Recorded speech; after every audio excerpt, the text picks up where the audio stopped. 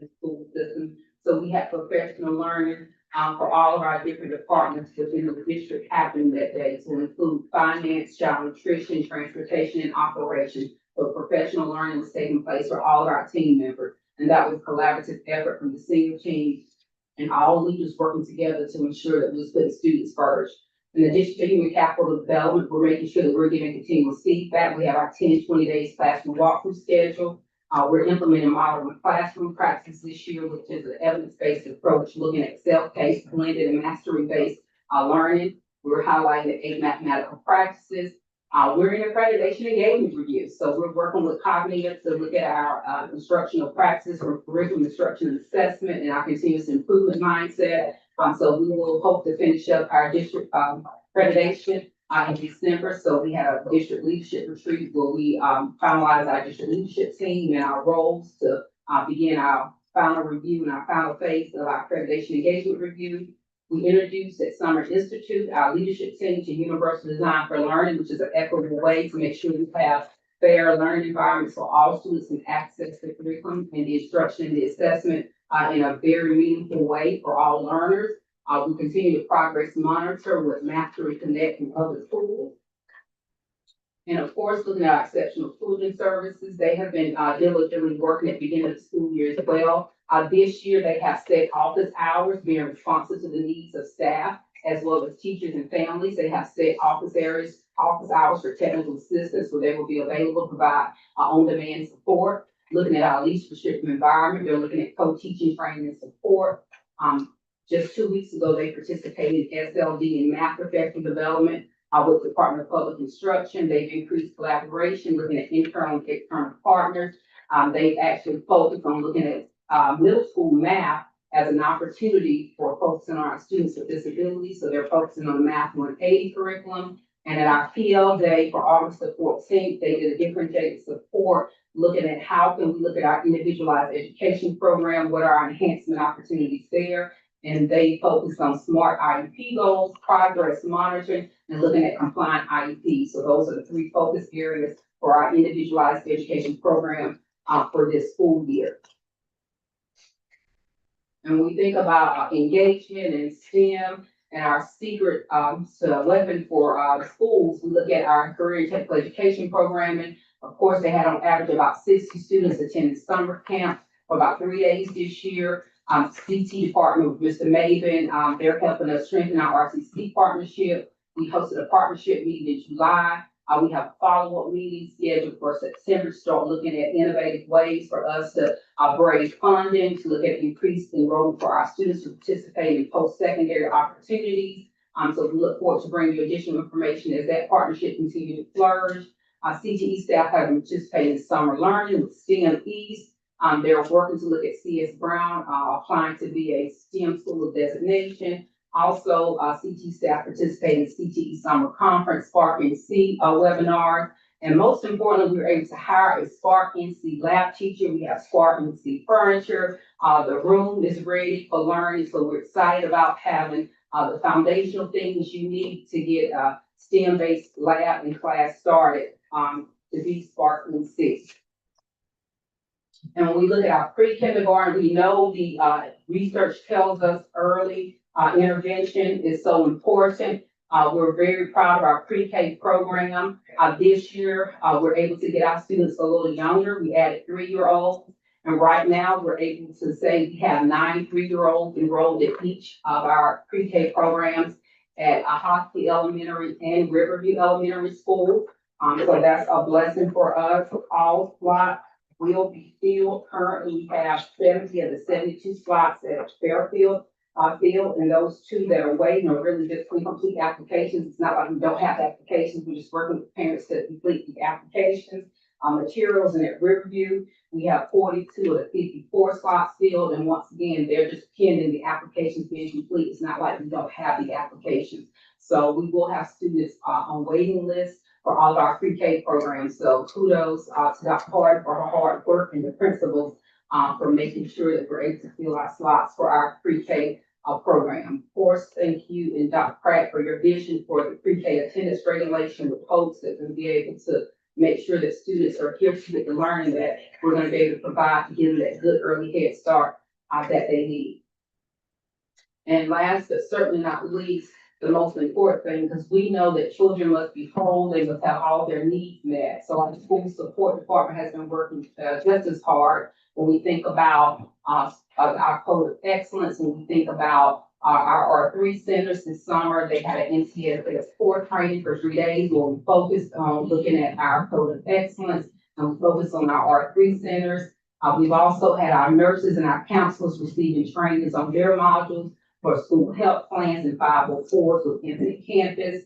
And we've also had principals and their school leadership teams working at NCSS training to do their positive action SEL lesson implementation plan at the August 14th PL Day. We had additional CHAMPS PD that was a follow-up to the information they received earlier in the summer. And we're excited about the opportunity to have additional CHAMPS training in October. CHAMPS is a classroom management framework that we're rolling out this school year as a positive, proactive way to engage students and for teachers to be managers of classroom management within the classroom, to build positive relationships with students, to have students self-regulate and be part of the learning environment for what it looks like for students to take ownership and responsibility for their behaviors in their learning environment. Also, the district rolled out an MTSS handbook as a district guide for schools to actually duplicate and create their own MTSS handbook at the school level to look at tier 1, tier 2, and tier 3 interventions for their schools. So schools are actually utilizing that. They've all designed their own MTSS teams, so they've identified their MTSS teams as well. And we've been able to update our attendance, school support referrals, and our behavior threat assessment and staff.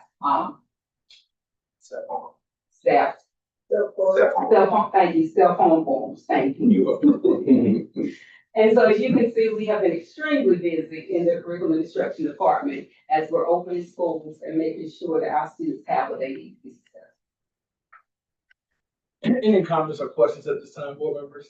Mr. Chair, thank you so much, and thank you for in-depth presentation on what Hertford County Public Schools is all about.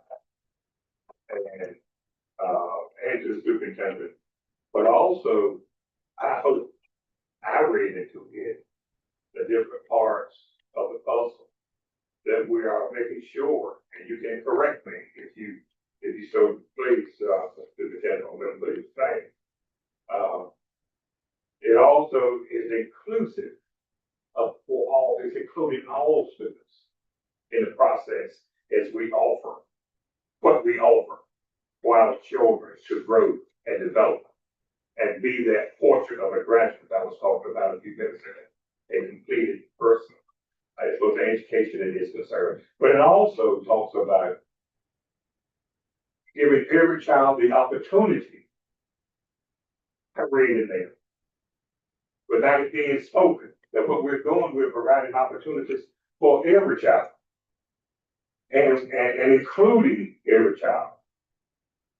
And regardless of your zip code, regardless of how tall you are, how short you are, what complexion you are, or gender, we are trying to offer a complete, inclusive program in educating all kids, including all kids, and making sure that we provide opportunities for all children. That needs to be stated every day. You know, I'm sorry. I'm not sorry. I would already screw that. I'm not sorry.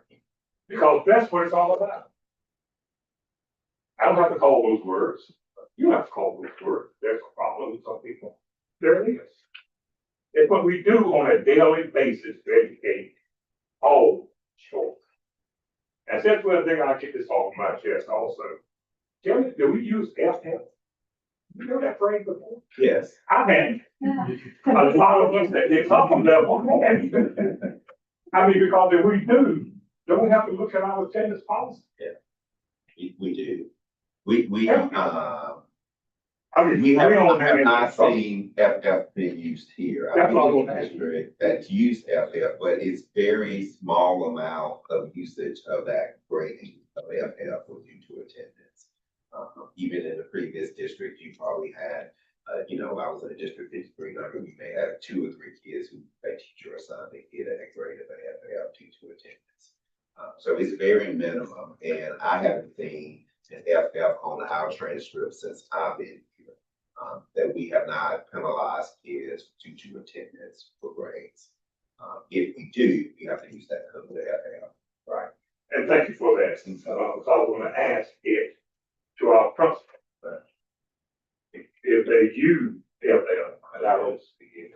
No, and we, Well, I'll ask you, yeah, can you explain it to me? we do not. And we've also, Dr. LeGrand sent them an email last night. I sent them an email after the state board meeting. Y'all approved the policy, just reinforcing that. However, to Dr. LeGrand's point, some of our schools did have it in their handbook.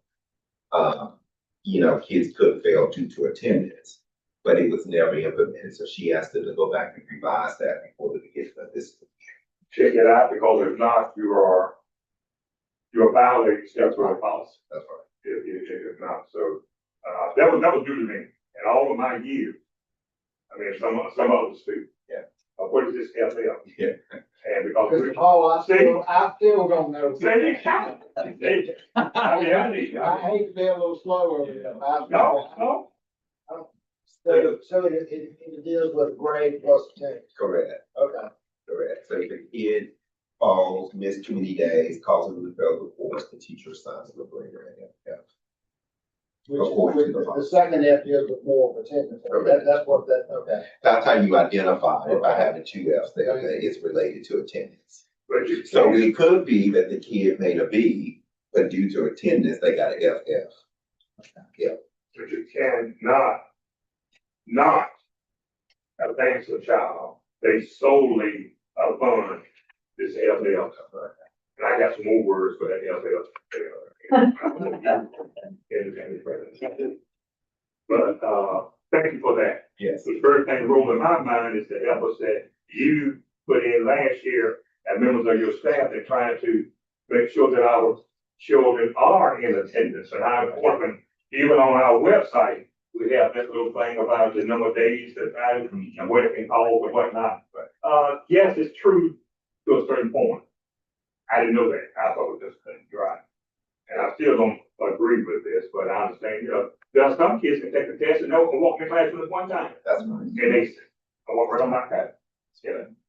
But because they didn't attend school for 180 days, oh no, we can't pass them to the next grade. I didn't know that happened. I mean, I do know it happens. I didn't know there was a phrase for it. And the last thing is, we're talking about our students, and I was going to ask again, our vote. Tell me more about Connect NC. Or NC Connect is one of those ways. Is that That automatic. accepted? Yes. Okay, yes. Okay. From my understanding, Connect NC is the automatic admission of students with a 2.8 into North Carolina University's system.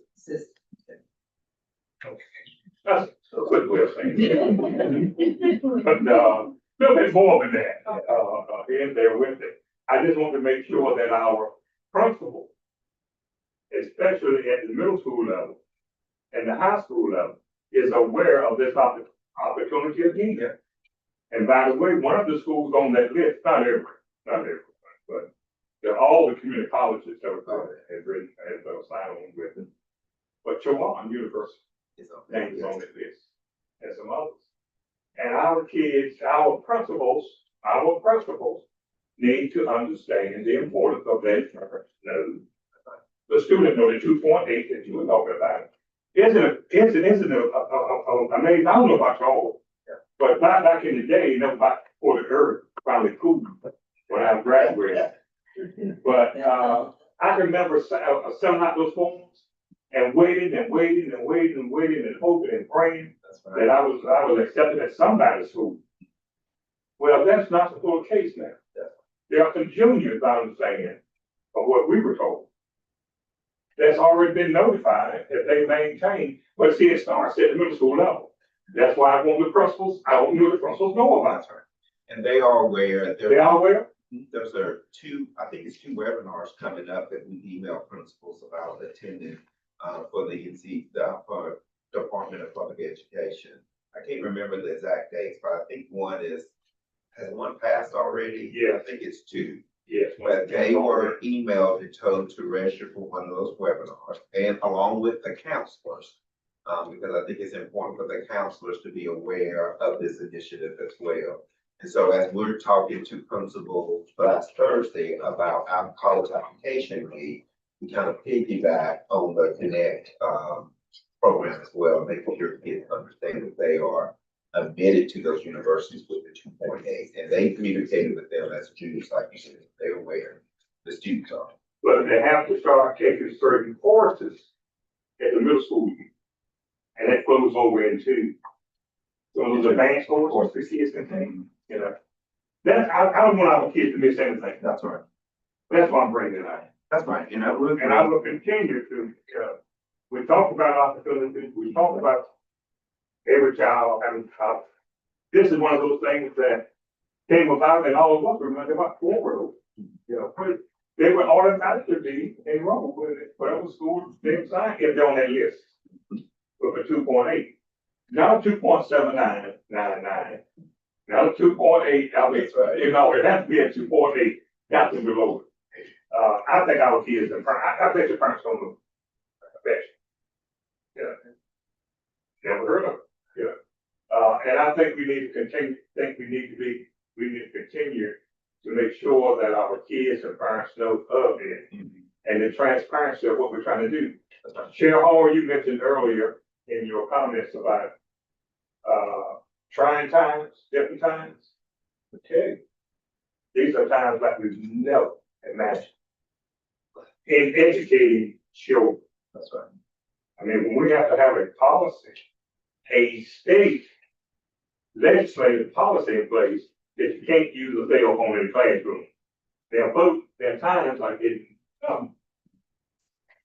when it comes to that, but and I've seen it on our website. I will ask, I guess you can't blow it up a little bit more. Tiny prick, I mean, I can say it. If you can, fine. If you can't, I understand. But I was glad to see that and to let people know it's not perfect kind of public school. That's right. I read your comments in the letter that you sent out. And that needs to be, because when we open schools, somebody's going to try. Somebody's going to try. And by the way, I need to put this in. There are some districts where the policies in place are going to start next 26 something. January 1st. Yeah. Who have outlawed, not outlawed, policy against anybody. But cell phone during instructional day. You call it bail to bail. I think that's a new phrase, Mr. Shields. They just get bail to bail. I'm trying to think, what the devil are you talking about? That doesn't start on school days. But when I said anyone, I mean anyone. Including anyone. You know what I'm talking about. I hear you. We hear you. We're waiting to see how that's going to work out. I don't know if that's going to work out or not, but it's things like that.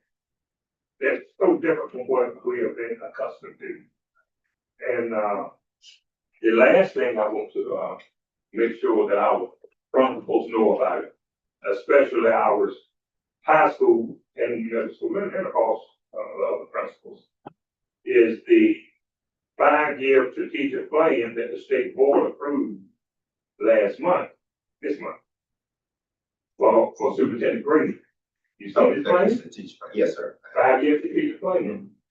In that plan, it was approved by the state board last week. Yes. It clearly outlines, that's just like our strategic plan we have at the local level. Superintendent Green has done one for the entire state.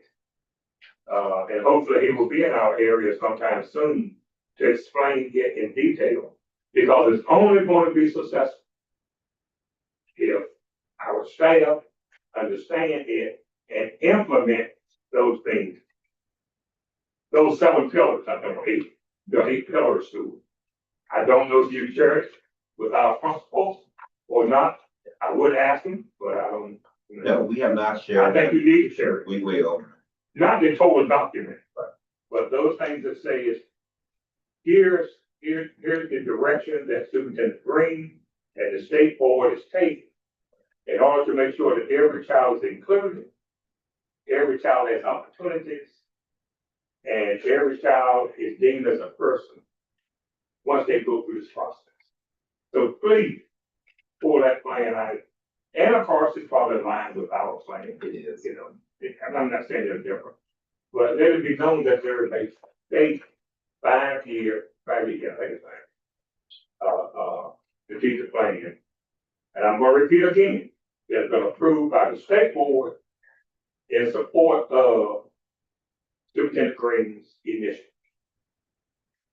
Should we fail not to, the consequences will rest on some local issue. So that's our principals need to know of that plan, which supports those things that you talked about a few minutes ago. It's not different, it's collaboration. But everybody got to know what the horse looks like in order to ride it. Don't go like on no donkey. Think you're gonna derby. But you know, I tell you, I came out with so much on my mind because I knew this is the last meeting we'll have prior to in the school. And I won't have the opportunity to say these things because I'll be here, there, and nowhere, in all honesty. But a lot of things are happening. I was gonna ask them, maybe I would delay on about the release of those federal dollars. How did it impact us? Where do we put them? How we gonna, we are not going to end up like some school districts in this state, $52 million in the hole. So I'll leave it at that. Thank you, Mr. Chairman, for allowing me to speak. Just a And I couple, guarantee you I won't say that.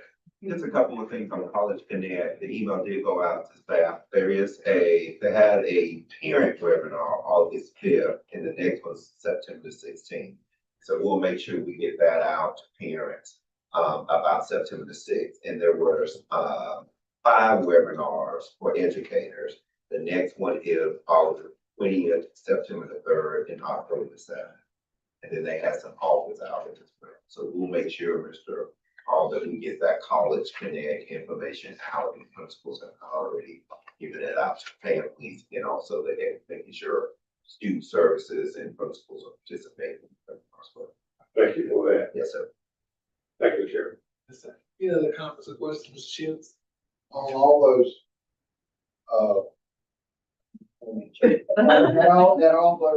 with all those signage going around, we have signs with a big cell phone with an X across it, and at the bottom of it, I would put NC, whatever the law is, I put that right across the bottom, so it takes the burden off us, not. I don't want us to come to self-complete. And so I think the more we have that out there, that cell phones aren't allowed, and it's a state law, not a Hertford County Public Schools law, that, I mean, we still gonna catch wave over it, but it gives you somewhere to point, like, well, that's the law, that's the law. Well, I've already been approached. Yeah. But I don't do what you do. But I know what the law says. I know what the law says, and it's not cut and dry, because if a child has a condition, they are allowed to use it. So it's not cut and dry. But There's gonna be lots of conditions out there. I'm not talking right now, I'm trying to say that. $25. Hey, come on, man. But, it's a new time, and A1 is another one of those acronyms that's gonna change how we would attend artificial intelligence. And how we, even offer the curriculum now. To hear some of the stuff they're talking about, did you see those robots racing? Did you see that? Yeah. Can you believe it? And they were racing. It's no reason I'm a train. The one that fell down was, I kind of like this. It might have been amazing to anybody else. They'll get something. And sit there. Everything. Hey. And then I saw one walking up and down the street waving in front of the school. That's the future. And that's why we got to make sure that our kids have all the opportunities. Our STEM program, has CF grant.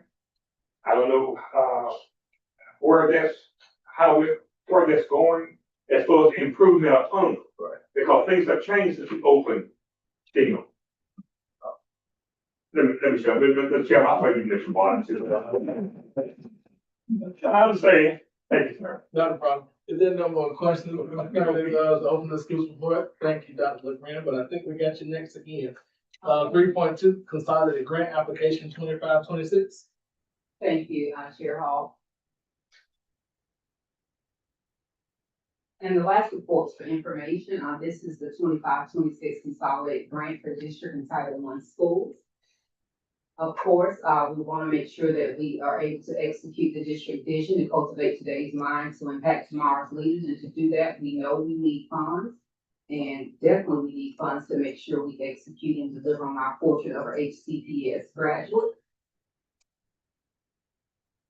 We begin with understanding the consolidated grant is about targeted improvement, which means we want to be focused and we think about academic excellence for what we do from teaching and learning. We begin with our needs assessment, and then from there we develop our annual plan, which is going to be presented to you today from a budgetary standpoint. But at the core of that, we look at students, and we want to look at interventions and their evidence-based interventions. And of course, we want to look at staff. We are practitioners. We want to make sure that we're growing our staff just like we're growing our students. So we want to be intentional with professional development. The consolidated grant application does have some criteria that we have from the state. We must explain how we're going to support we provide to our Title I schools. And here in Hertford County, all of our schools are deemed Title I schools. We have to describe those intervention programs within our grant, how we're going to use our federal funds. We also have to describe the PD that we will implement and how it relates to the needs of our students and staff. And I want to make sure that I do not do the alphabet soup here. So I'll go ahead and tell you that PRC is a program report code, and this is just an accounting term we use for allocating funds for a specific program area. So it tells us exactly how we can use the funds. So it really just says Title I, the purpose code for that is improving basic school programs. Title II, the purpose code for that is improving teacher quality. Title III, that's an immigrant set aside for our immigrant youth and children. And then Title IV, that's the student supporting academic enrichment. So that's what the PRC, that's just the funding code, it's the program report code. So that's how we use it in finance for accounting. But the key thing is really looking at the purpose. What is it really for? When we look at our allotment for this fiscal year, we have approximately a total of about 1.5 million. And you'll see how much we have in each specific area. So this is how we have to use the funds within those specific areas for the programs for this year. And when you get to this next slide, you may spend some time here. You will notice as you look at the top here, you will see that if you look between 24 and 25, we have a difference of increase of about $65,000.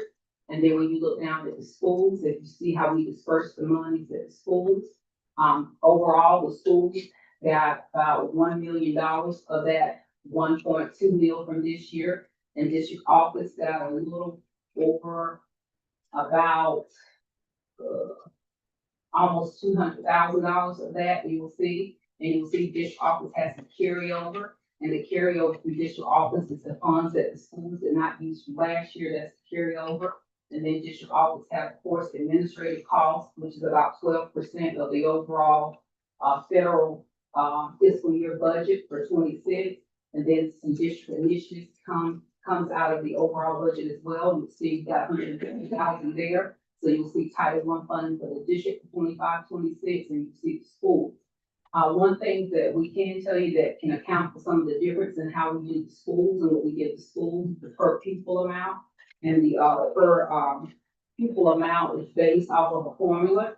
And that formula changed, the formula didn't change this year, but if you look at our number of students who are low income, so if you look at our Title I schools, you'll see the allocation is a little lower this year for some of our Title I schools, and that explains the slight dip. That number actually went from $497.25 to actually $473.89 for our per pupil allocation this year. So we did have a decrease in the number of eligible low income students And that number is a number that is given to us from a federal database called APEX, based off how our students are included in that federal poverty index that we pull from the federal level. This is how the money will be used within the PRC, the Program Report Code for Improving Basic School Programs. We look at Title I. You'll see we actually spend for about 5 teachers. We pay for an early learning specialist, an instructional coach. We're going to pay for 1 Title I pre-K teacher that's going to allow us to now get students earlier. We're going to add 3-year-olds, so that is actually budgeted within there this year. That was not last year. We support our opportunity culture, workshops and travel, contracted services. We have a parent involvement component, professional learning, software, summer learning supplies and materials. For Title II, when we look at improving student achievement, you'll see that's how we fund our beginning teacher coordinator position. That's how we pay for our mentor stipends and our contract services. A lot of our new teacher support comes from Title II. That's how we're able to support our new teachers and make sure that they're able to grow and develop, and we can recruit and retain our teachers. When you look at Title III, this is how we're able to support our activities for our immigrant youth. We definitely have an opportunity here because oftentimes we limit immigrant youth for students who we think may be coming outside of the country. But when you think about immigrant youth here in America, this is youth who may just be traveling for work. So when you think about a cultural planting area, those students may be African American, they may be Caucasian American. Their parents are moving for agricultural work. They may be considered immigrant youth. So immigrant youth may not necessarily be someone coming from another country. They may be right here in America, depending on the type of work and if they're migrant and where they're traveling from and what type of work. So we get some funds for immigrant youth here. We can do parent outreach and training. We do supplies and materials, and of course we will lead teacher stipend to help support our students who are identified as immigrants or immigrant youth. Title IV, student support and academic enrichment. These are activities that support the well-rounded education. We've been encouraged to look at how we can definitely make sure that we're being creative with these funds, because this is really what we look at. We think about the whole school, whole child, whole community aspect for our students. So we've done that to look at ways that we can supplement our budgets, looking at dual enrollment textbooks, looking at field trips for our students, contracted services, climate and continuous improvement surveys, our staff workshops, and of course, trying to be innovative with our STEM related enrichment activities. And I'll pause here for any questions before moving forward, recommendation for approval. Any comments or questions at the time, board members? Mr. Chairman, I have a quick question. Yes, sir. The 65,000 increase in the allotment for 25-26 school year, the $65,000 I'm looking at here. We got 1.1 mil in 24-25, 25-26, 1.2 mil, am I correct? So the $65,000 difference. Yeah. So is that 65 difference included in here? Where is that? I mean, what are we going to do with that? Am I looking at it correctly? You are. So that's what we got. And if you look at these two numbers that'll be total, you'll see this is this year's allotment. Correct. And we gave $1,030,000 to the school. Correct. And then the rest is here. So most likely that's come from the district initiative. That 105 probably was increased of some dollar amounts for the 65,000, and some of that increase that is where I'm thinking it kind of falls into at that 100. That's what I was asking. Yeah. So it would have been 40,000 if we didn't have the 60-something thousand. Okay. Yeah. Now, and looking at I'm assuming that the schools, this would be allocated out to the schools, the Title I money for their individual, for his or her individual school.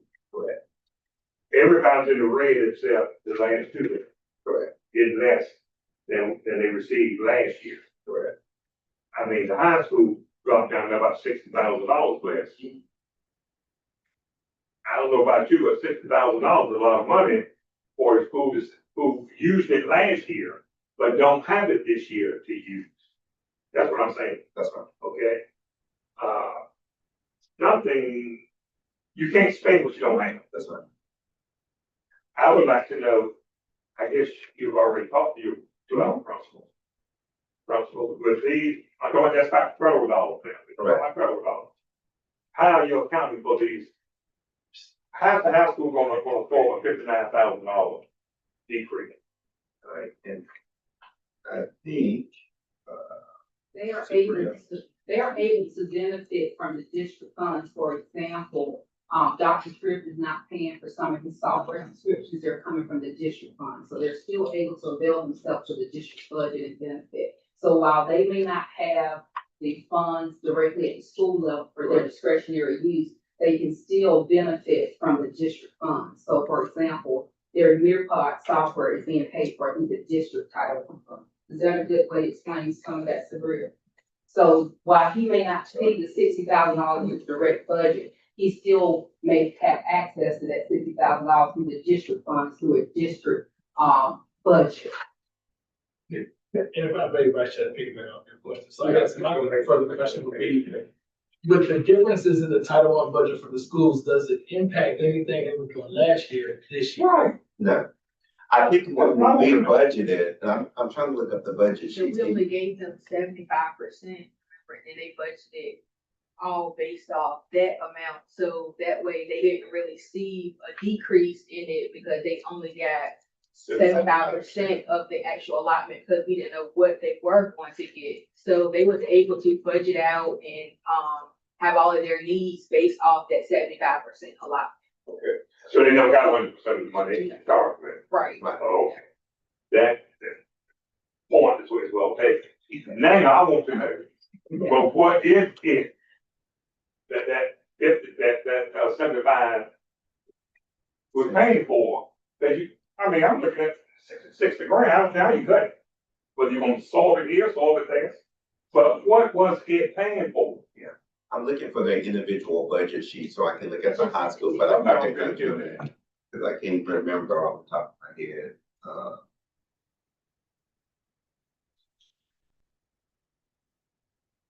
You might have to do that right there. Okay. You know, Okay, yeah, cause I can't You see my remember, point? yes. I can't remember exactly where the cut came from, in their budget, but I think, let's see, what is the high school getting now?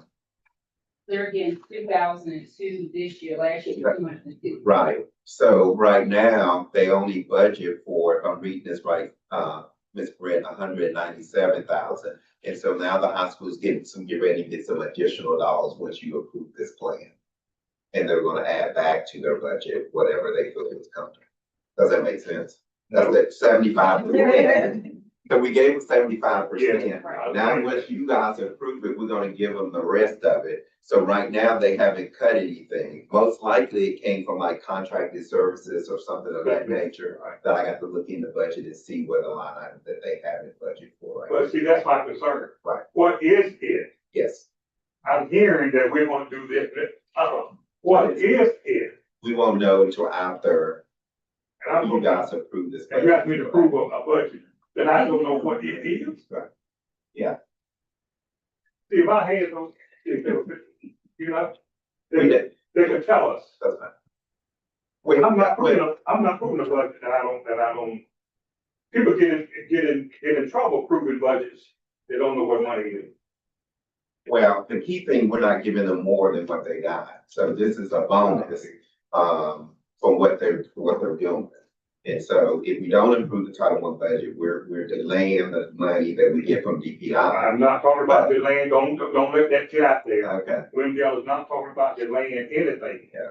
Wendell is talking about how are we covering this money? 59,000. That's all I'm saying. That's all I'm saying. Yeah. Yeah, and when I said how, I'm talking about details Right. on how. That's all I'm saying. I don't think why that's. well, we have to give them a number to work with in order for us to tell you how. Well, then. Yeah. Tell me what they are working with to buy with that money. That's all. Or not. Or not buy. Right. That's all. But I can't hear that for some reason, that's not transparent enough for me. Right. But we won't know that until September. We can bring that back to you in September. But, I I mean, I won't know that until we know what we are allotting them based on their PPA. But they are losing money because we're not getting it, yeah. But I think our point was, I think we tried to keep the school PPA as close as they possibly could for this last year budget to this year budget, is that correct? Right, and remember the number of like eligible low income students, that number decreased them from what it was last year. So that made PPA, which what is the per pupil allocation amount decrease, so that means that we had a decrease in what we could allot to the schools because the number of low income, eligible students, that number decreased from. My concern, young lady, is not about the decrease. You want to know where they're coming from. I want to know, I mean, not, is that, Yeah, we can get it to you, I want to get it to me. but we don't. I put a stamp on it. Okay. I just can't, I just can't approve something that I would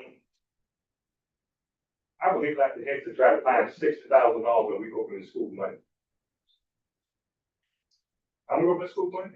We are, but I think that to the school's point, they only got $197,000, 75%. So anything above that is a bonus for them.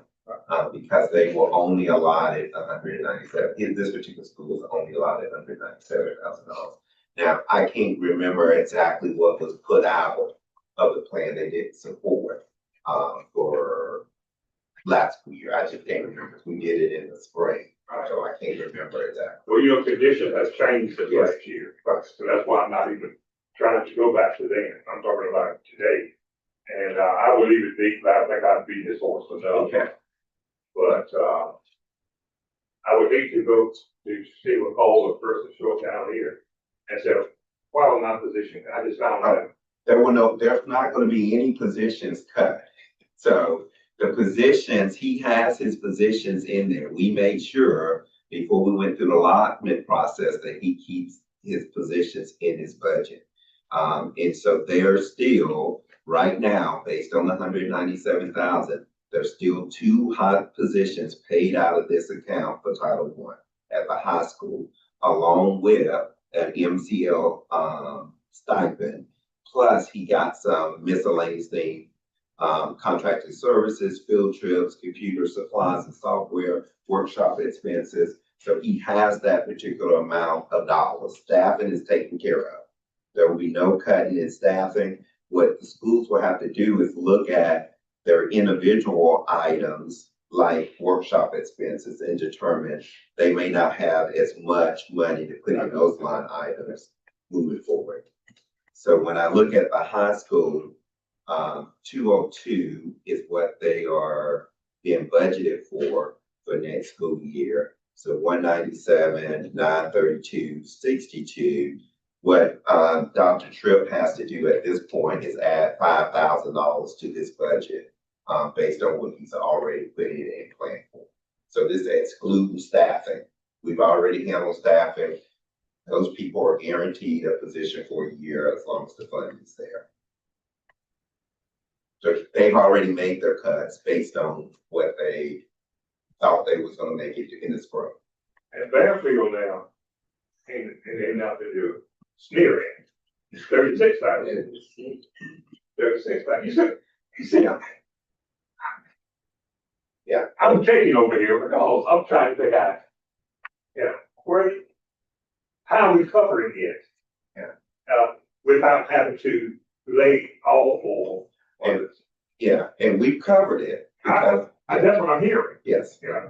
we covered it with the 75%. And I commend you on that, but I'm not sure I understand what I'm thinking about. Okay, we decided to keep teacher assistant, Mhm. or we decided to do Why is that so hard? I mean, if you did the figuring, then you know what you went in there and cut. If I had said, how much I said to do? Yeah. This board member is not going to be ridiculed in the paper by not doing your job I got you. like some other folks are. Mhm. I'm telling you, it can happen. You can budget monies that's not there to do certain things that look good on paper. Yeah. But the rainy day always shows up. It shows that. But I assure you, we have checked and balanced this, and we are not overspending. I take your word for it.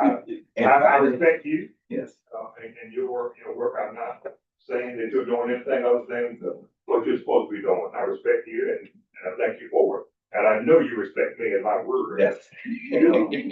Vice versa.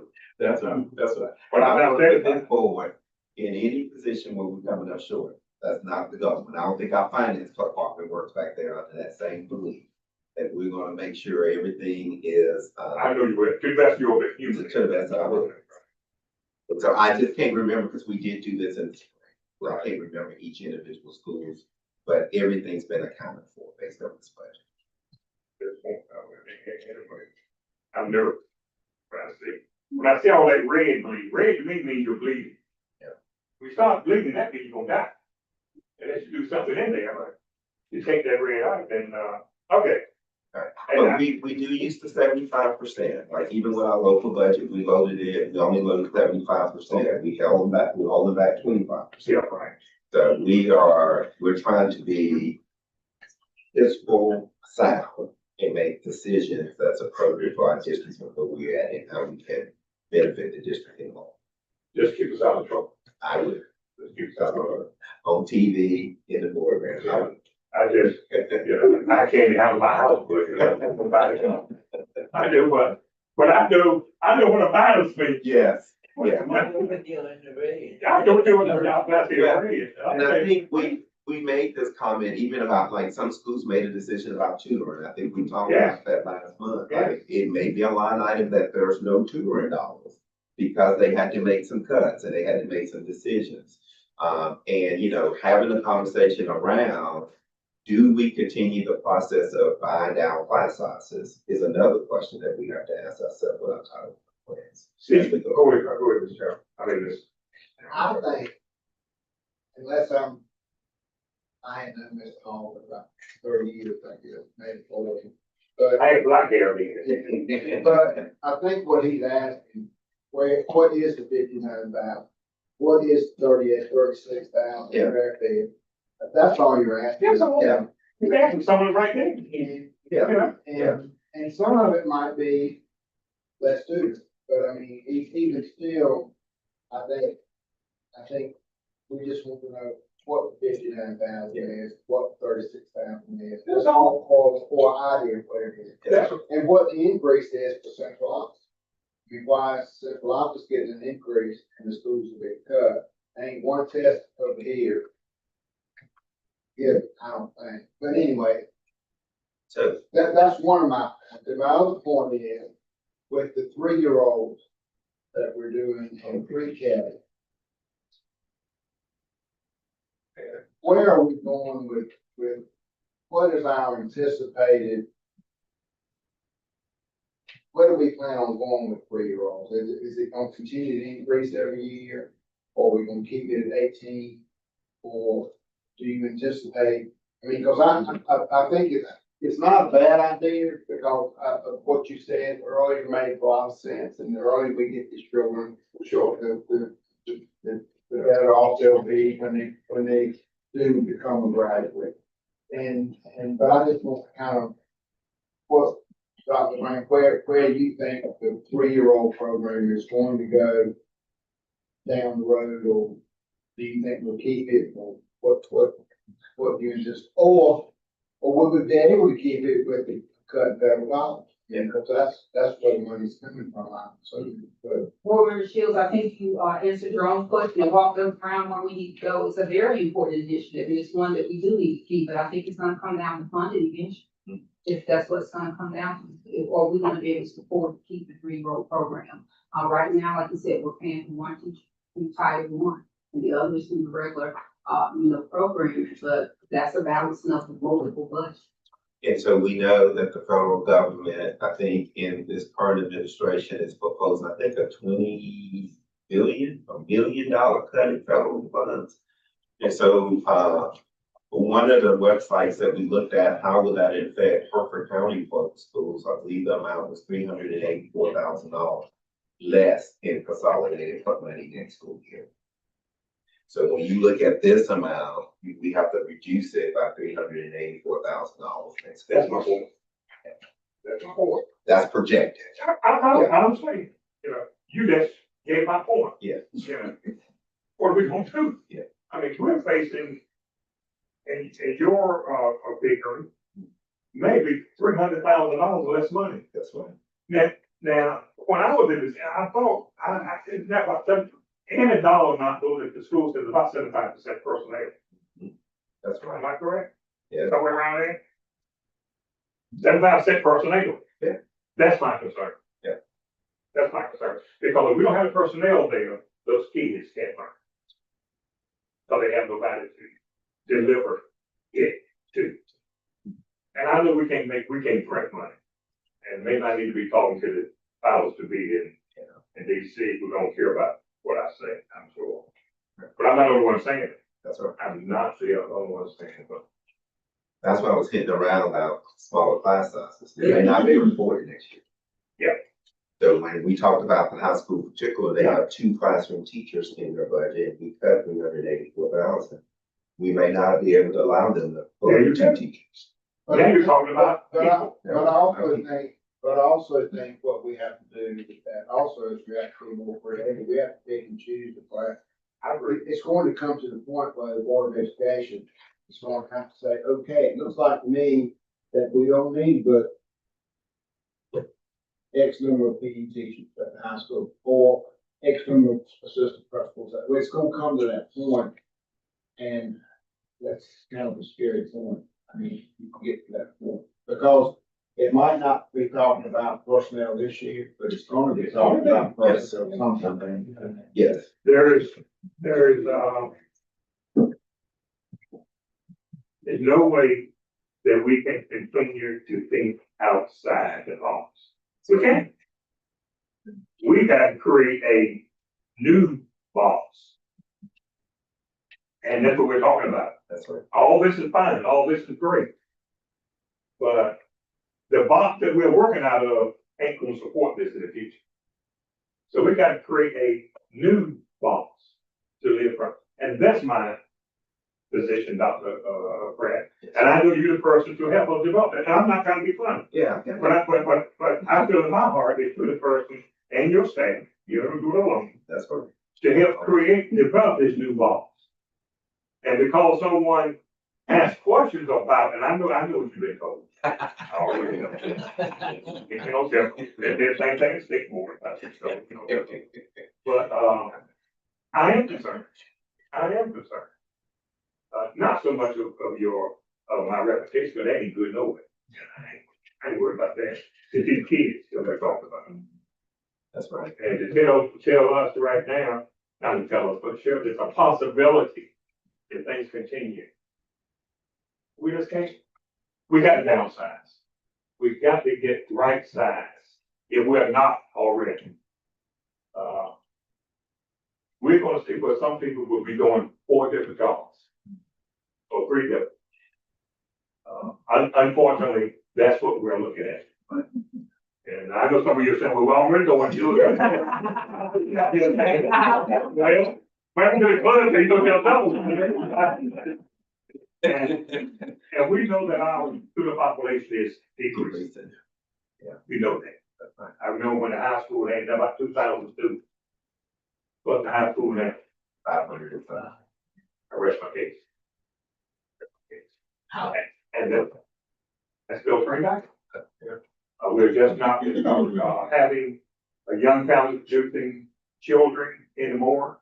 We have retirees moving back home now to retire here, and now the tax base, our local tax base is taking a hit. And I know that the commissioner is struggling also with trying to provide those services because we have to have law and order.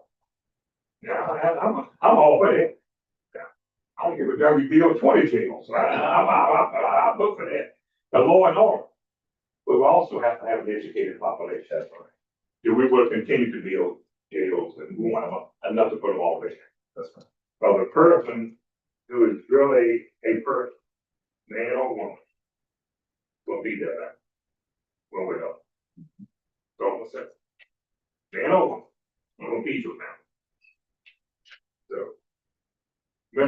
Chairman, I swear I'm to.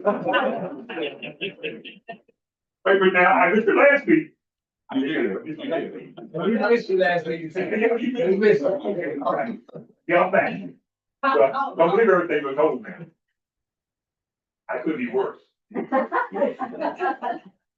told you, man, I know, I can take it. I'm right, you're like out of school, I tell you. That's okay. I'm on the same thing you on, and you on. I believe that. I'm on the same team. I just, sometimes I see things differently, and cause I see it differently don't mean it's right. But I got to put it out. And I'm concerned about these dollars not lining up. Cause something's missing here. And I'm concerned about some people not being able to share that, not you. With me. But I'm not going out to a school and ask a person, well, you tell me X, Y, Z. No. We don't even do that. Right. I'll come to you. I'm not, it's not a vote. But I hate for someone to text me, when am I supposed to start to work? I don't know. Do y'all have the money? I don't think we got the money we used to have. Right. So, in the case, how did that football team go? I'm not let you know something. I'll do. Any other comments or questions? We'll be right back. But you will be able to give us some time, itemized budget. I mean, we'll work on that before we, Okay. we'll work on that. We'll get you a comparison from last year, this year, so, yeah. If there are no more questions, at this time, I entertain a motion to approve the consolidated grant as presented, by administration.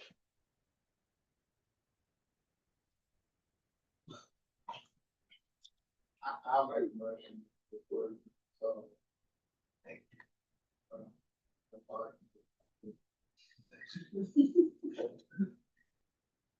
As the motion, do I have a proper second? Has been second, all in favor state aye. All opposed, No, motion carried. Thank you, Doctor. And I understand this to all. that's okay. I understand. I mean, I do, but I understand that, I really do. I'm not working on TV. We'll get you. We'll get you. I understand, and I understand, Thank you. yeah, I understand where you're coming from. Thank you. Yeah, Bring back up. yeah. I understand where you're Staff and excellence, Ms. Norman. We didn't go over purpose now. No. Might be so. Yeah, we're gonna roll with that. Good morning, again, Chair Hall, Vice Chair Paul, or members of staff, right? Today I have the pleasure to discuss, our open school board, some HR and tech.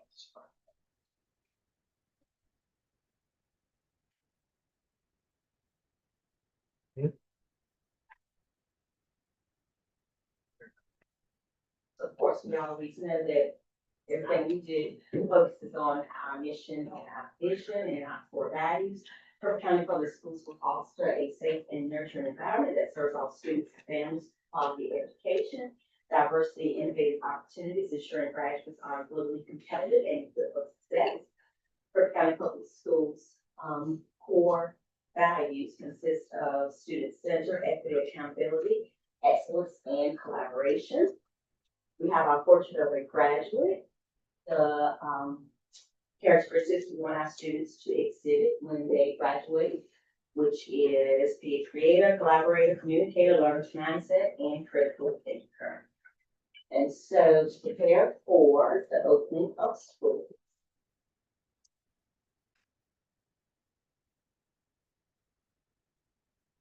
We did have August the 7th through the 13th. We had our beginning orientation.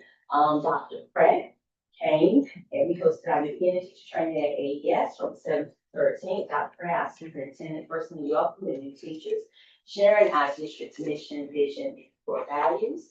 Also, our assistant superintendent, Dr. LaFreda, came as well, emphasizing on lesson plans, instructional strategies, curriculum alignment, resources, As well, our beginning teacher orientation consisted of our Carla Page, our beginning teacher coordinator. She focused on those classroom expectations, a beginning teacher badge. We also focused on professional responsibilities as well as policies and procedures. On that same day, we had we had 80 returning substitutes, had a total of 93, but 80 did attend on this day, and we welcome them back. We included in our training, human resources, CNI department, and the finance department. Those training topics included district policies, professional expectations, lesson plan procedures, instructional support, classroom management strategies, as well as financial guidelines and processes. This training ensured all substitutes are equipped with tools and knowledge to support our student learning across the district. So we are very excited about our global teachers that will be joining us this year. We have a total of 14 global teachers that we are welcoming in the district. 9 teachers have already arrived and they're in their classrooms today. 3 teachers are scheduled to arrive on August the 28th. And then we have 2 more teachers that are waiting for their visa appointments for their arrival. It's 2 to 3 weeks after they have that. They should be ready to come to Hertford County as well. Some additional global teacher support that those global teachers receive. They receive housing and onboarding assistance. From the Durham office, they assist teachers in securing housing in the area. They're called TAs, transitional advisors. They help incoming teachers obtain their Social Security cards. With transportation, after receiving those Social Security cards, those transitional advisors help teachers set up their bank account, go to the credit union, help them secure loans, insurance, purchase cars, and they also take them to the The global teacher partners today also help with visiting teachers at their schools at least once a month. They conduct virtual community building sessions. Teachers receive emails and WhatsApp as their notifications that they use. And then also teachers contact the TAs, those transitional advisors with questions when they're feeling homesick and in need of support. The district also support our international teachers, focusing on professional development of growth, instructional strategies, especially in the area of classroom management. The pre-arrival assistance, they also help them secure housing as well when needed. And then to help them integrate in the community, they include help with transportation and taking to the Social Security office, as well as help set up our computer distribution. We had 210 computers that you all did approve for us to purchase for those teachers. We distributed them. The technology department distributed all those computers on August 11th.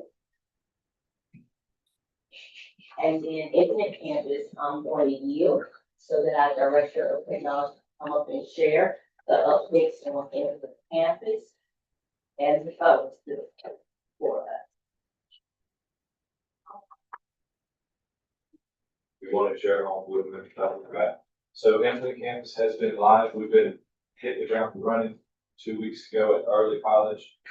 As with any new system, we do have some kinks that we need to work out, but overall, everybody seems to be pleased. Everybody seems to be really enjoying the process, the system. Miss Judy Hopper this morning said she needs child nutrition numbers. I said, go here, and she said, in a matter of minutes, got what I need. So hopefully that trend will continue, and I anticipate that it will. So as you can see on the screen, we have parents who are signing up. Now granted, this is before the start of school. We don't start school until next week. We already have over 20% of our students with an attached parent account.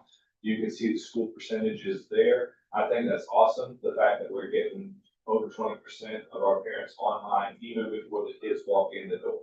At this time, things have not yet been released because that's going to be principal discretion when things are released to the parents. But early college, you see 50% of the students there have a parent attached to them. So this process, when we were converting, we had to make some decisions without a clear understanding of implications for some of those things.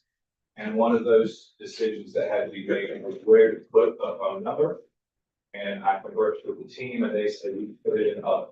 Well, I didn't know that putting the number in other would prevent the parents from being able to get themselves a link texted to them. So now we're manually having to do 3,500 phone numbers from other to cell phone.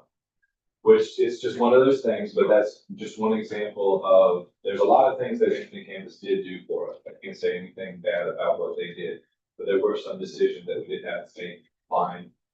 So we're working towards getting those numbers moved. I have a form that the spring sent out, over 100 responses on that, and I try to have a response to them the next working day about a resolution. I've not been as successful because we are trying to open schools, but that's the goal. The next thing is our phone system. As y'all know, we're going to VoIP. The district office and Hertford County Early College are already existing on VoIP. They are going to retain their existing extension structure because I'm not going to mess with something that's existing and working. But for all other schools, there were 6 locations that we had to develop a schema. So in terms of the digit numbers and purpose, all schools are going to have a 5-digit extension. The first digit's going to be the school. The second digits do not have a purpose at this time. We can have a purpose for them, but right now it's just a placeholder. The third digit's the area. So if you're central office, you're 1. If you're in a extra room, I don't know how better to say it, but some offices have multiple people in there. So the room number is A105. There's 2 people with 2 phones in there. So one person would have 105 and one person would have 205. So that we don't have those duplicates. We have them by classroom area, and that's all on the next slide. I'll go ahead and show you all that. So at each school, the lowest grouping of rooms, so if it's A100, they get, for example, at the high school, 313 something. 31305 would be A105 at the high school. And that schema continues throughout each school. When I was going through the list, there were some, like I said, some overlaps. So you'll see that there's a 900 for that. Again, if they have those staff that do share those rooms. In general, I went ahead and sent to Encore, who is our company. They said things look good. They do have some follow-up questions. I have some follow-up questions because there's some room numbers that I couldn't find. I may be misremembering what those room numbers are. So I do have to go take a field trip to those schools and find those room numbers because it is driving the extension that those folks get.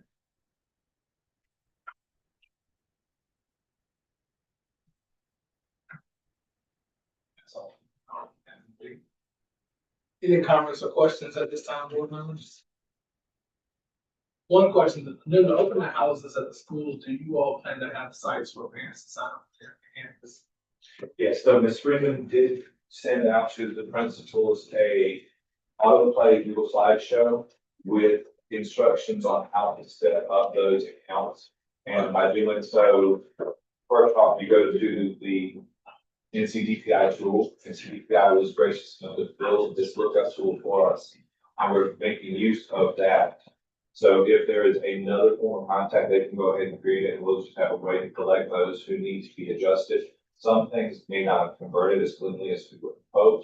We have some new staff members who were former students and are adults with children or relationships in the district.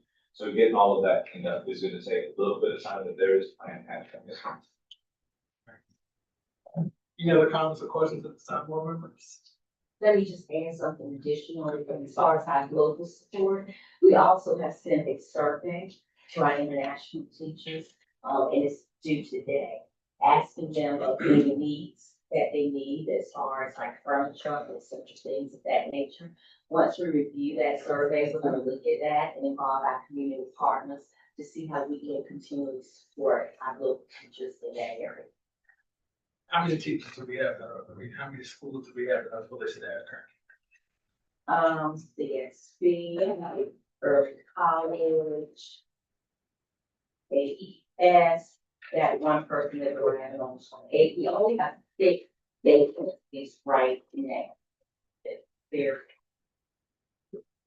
One sec.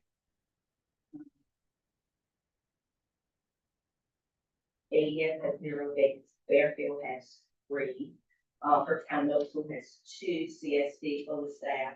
Hertford County High School only has that one JROTC, but we've looked at their enrollment, so 94 students currently right now, and then early college has 0. I think, if we can share also the partnership with Shawan and our international teachers.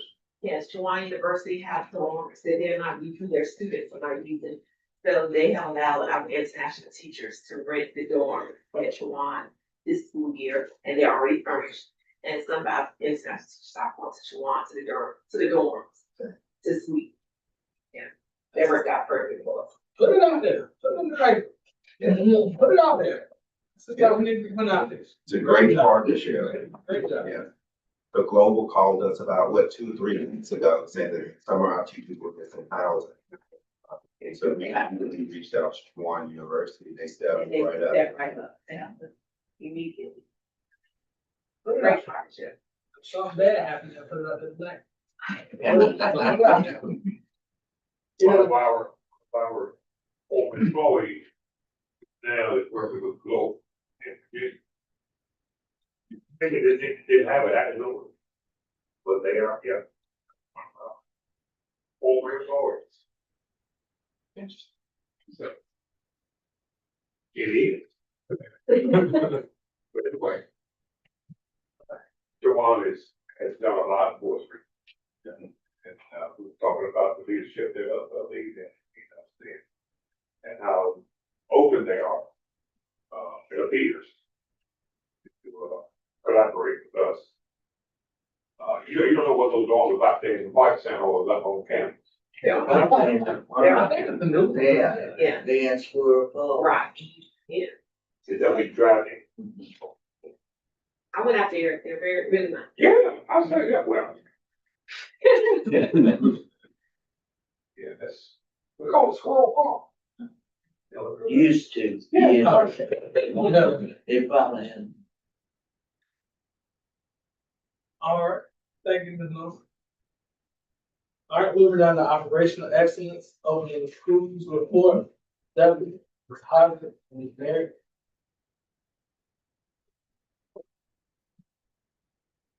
Well, Chair Hall, Vice Chair Hall, board members, Brad, good morning. I stand before you all to share some outstanding projects that we've had this summer. Preparing schools and students. So as usual, my other mission, vision, and core values. Day does begin with operations, so I want to make sure that we share that same sentiments that we are working towards building graduates here at campus.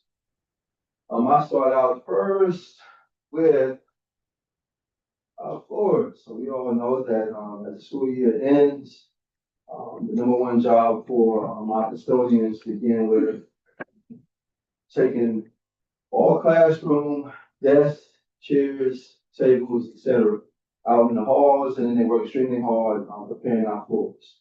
And so you can see the beginning product, and then you can see the floor shining here and there. So they work extremely hard, making sure that our schools are prepared and ready for the school year. You heard a little bit about the NC Spark Lab. So this is based on the specs provided by the guidelines of NC Sparks. We've met the requirements.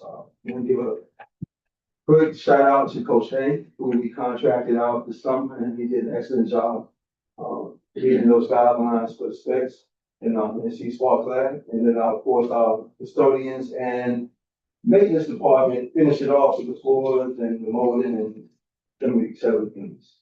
We still have some ceiling tiles we're still working on. Riverview, this school year's project was consisted of painting the entire school. So all we doing were painted this summer. We did have a setback last week, and so we sent Mr. Lopez back into the gym because we had some defects in the gym, and so he was working on that Friday evening.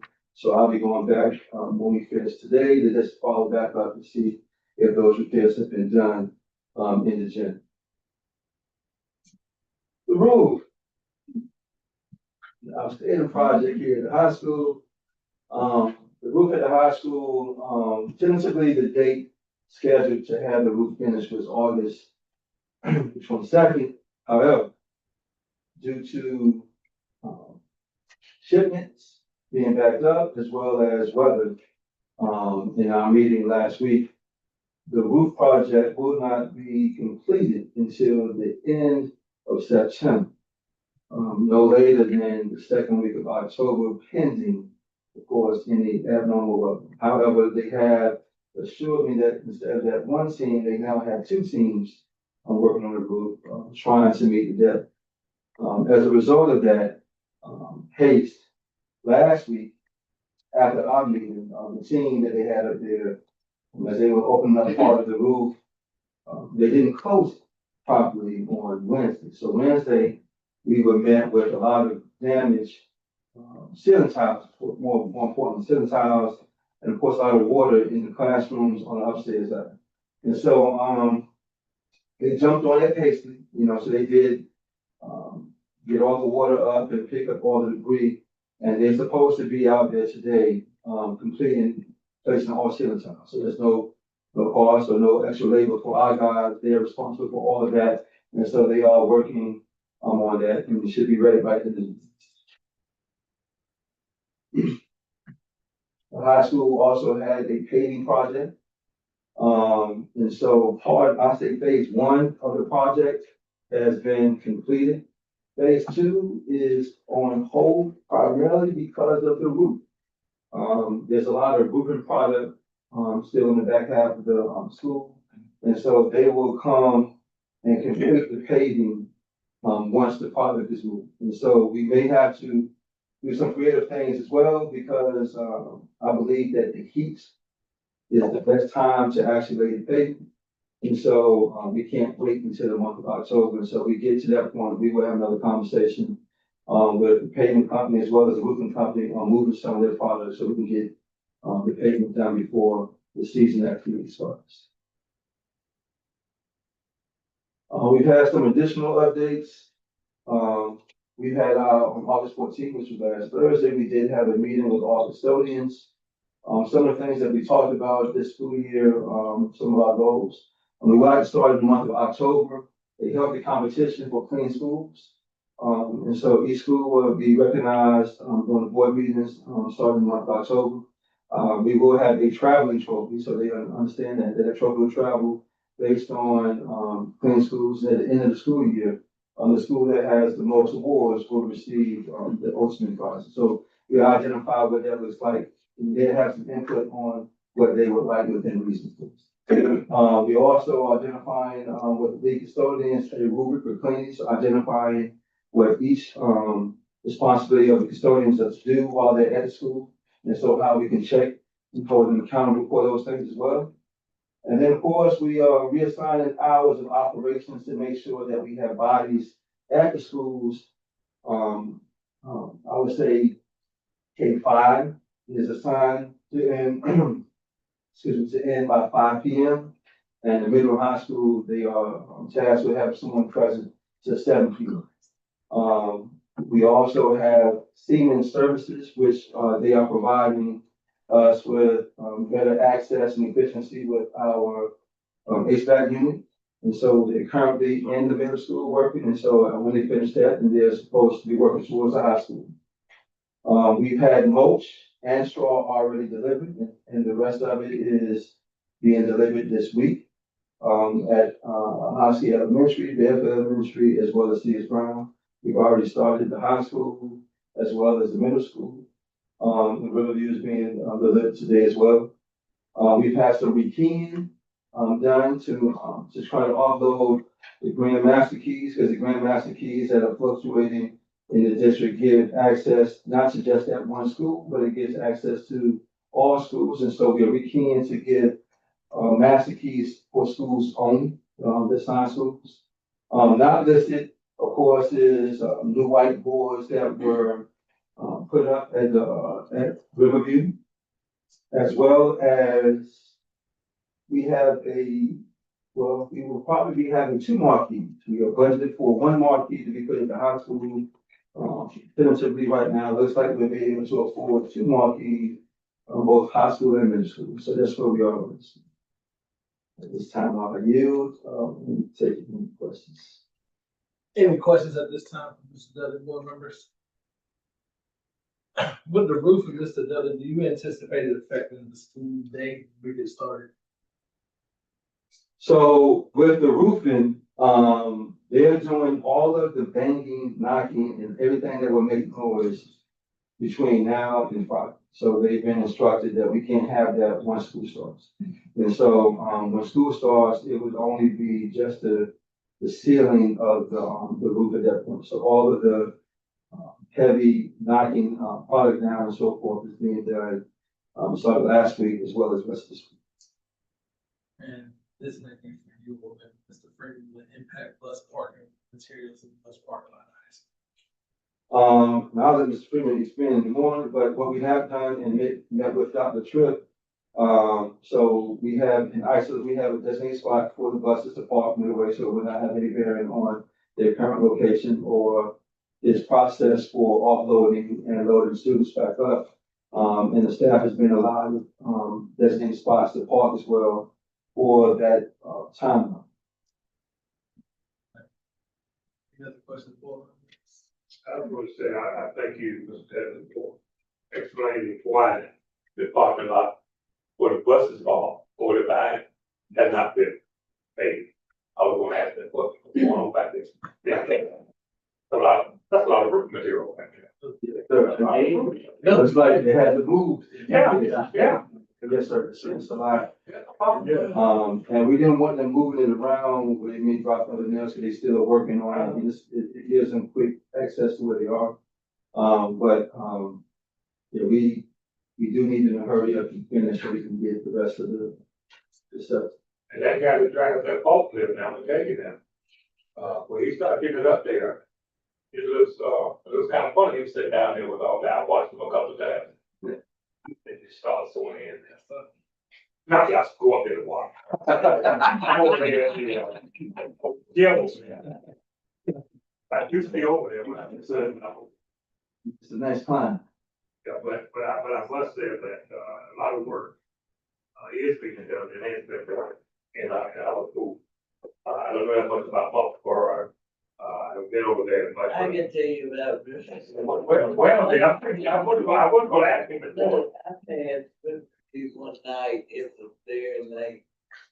And it was lit, every light on, every light up. And I almost stopped the children because you never see it.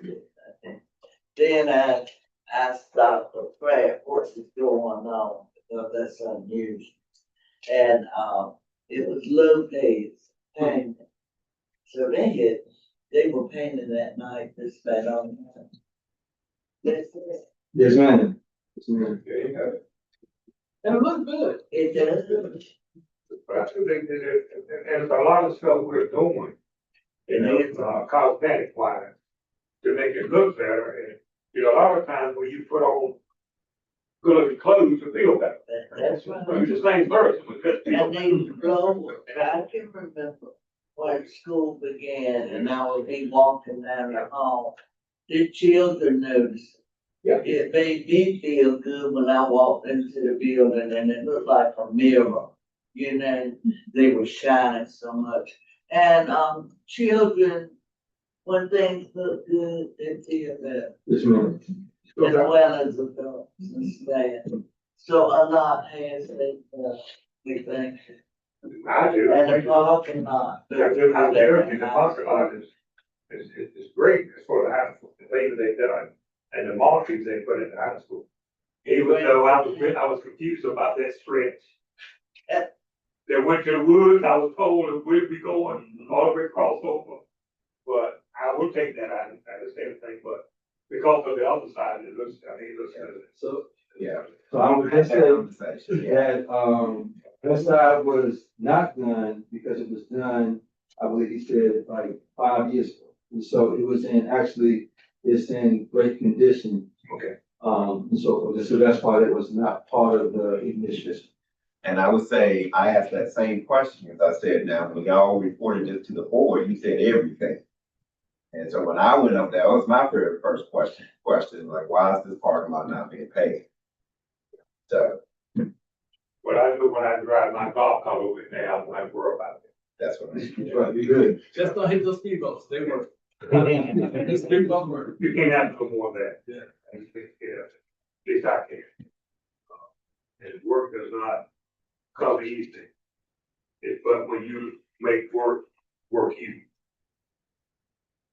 Not you working the work. Right. It's two different things. So, And that's what Lupe is doing. I was, it was good. Yeah. It was good. I can't wait to, hopefully we will be able to get those marquees up and, you know, we will the love highlights. I think so. Well, anything I love is what I think. I mean, it's really, it looks like both of them, it's family. It's good. It's a good opening. This will be my, what, 15th open? And you know, I'm trying to This think, evening. Just, the landscape, the grass, Yeah.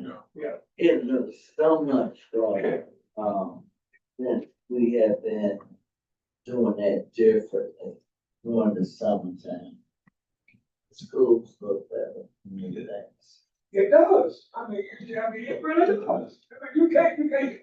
And I'm always about it, but it really it looks neat. It does, It looks neat. and the community notices. You know they know it.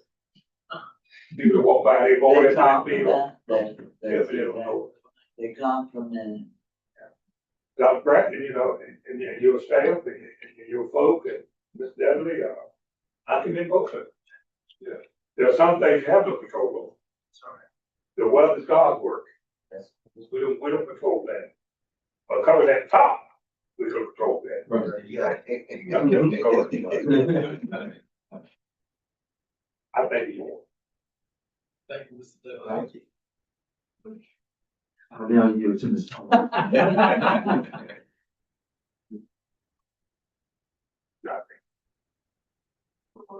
Chair Hall, members of the board, and Dr. Pratt, just provide to you some of the updates for the child nutrition program that we have been working on this summer. Just some equipment upgrades and replacement pieces. We purchased and installed new warming cabinets at Hertford County Middle School, Hertford County High School, and Riverview. We replaced a Virgin 3-door cooler at Hertford County Middle School.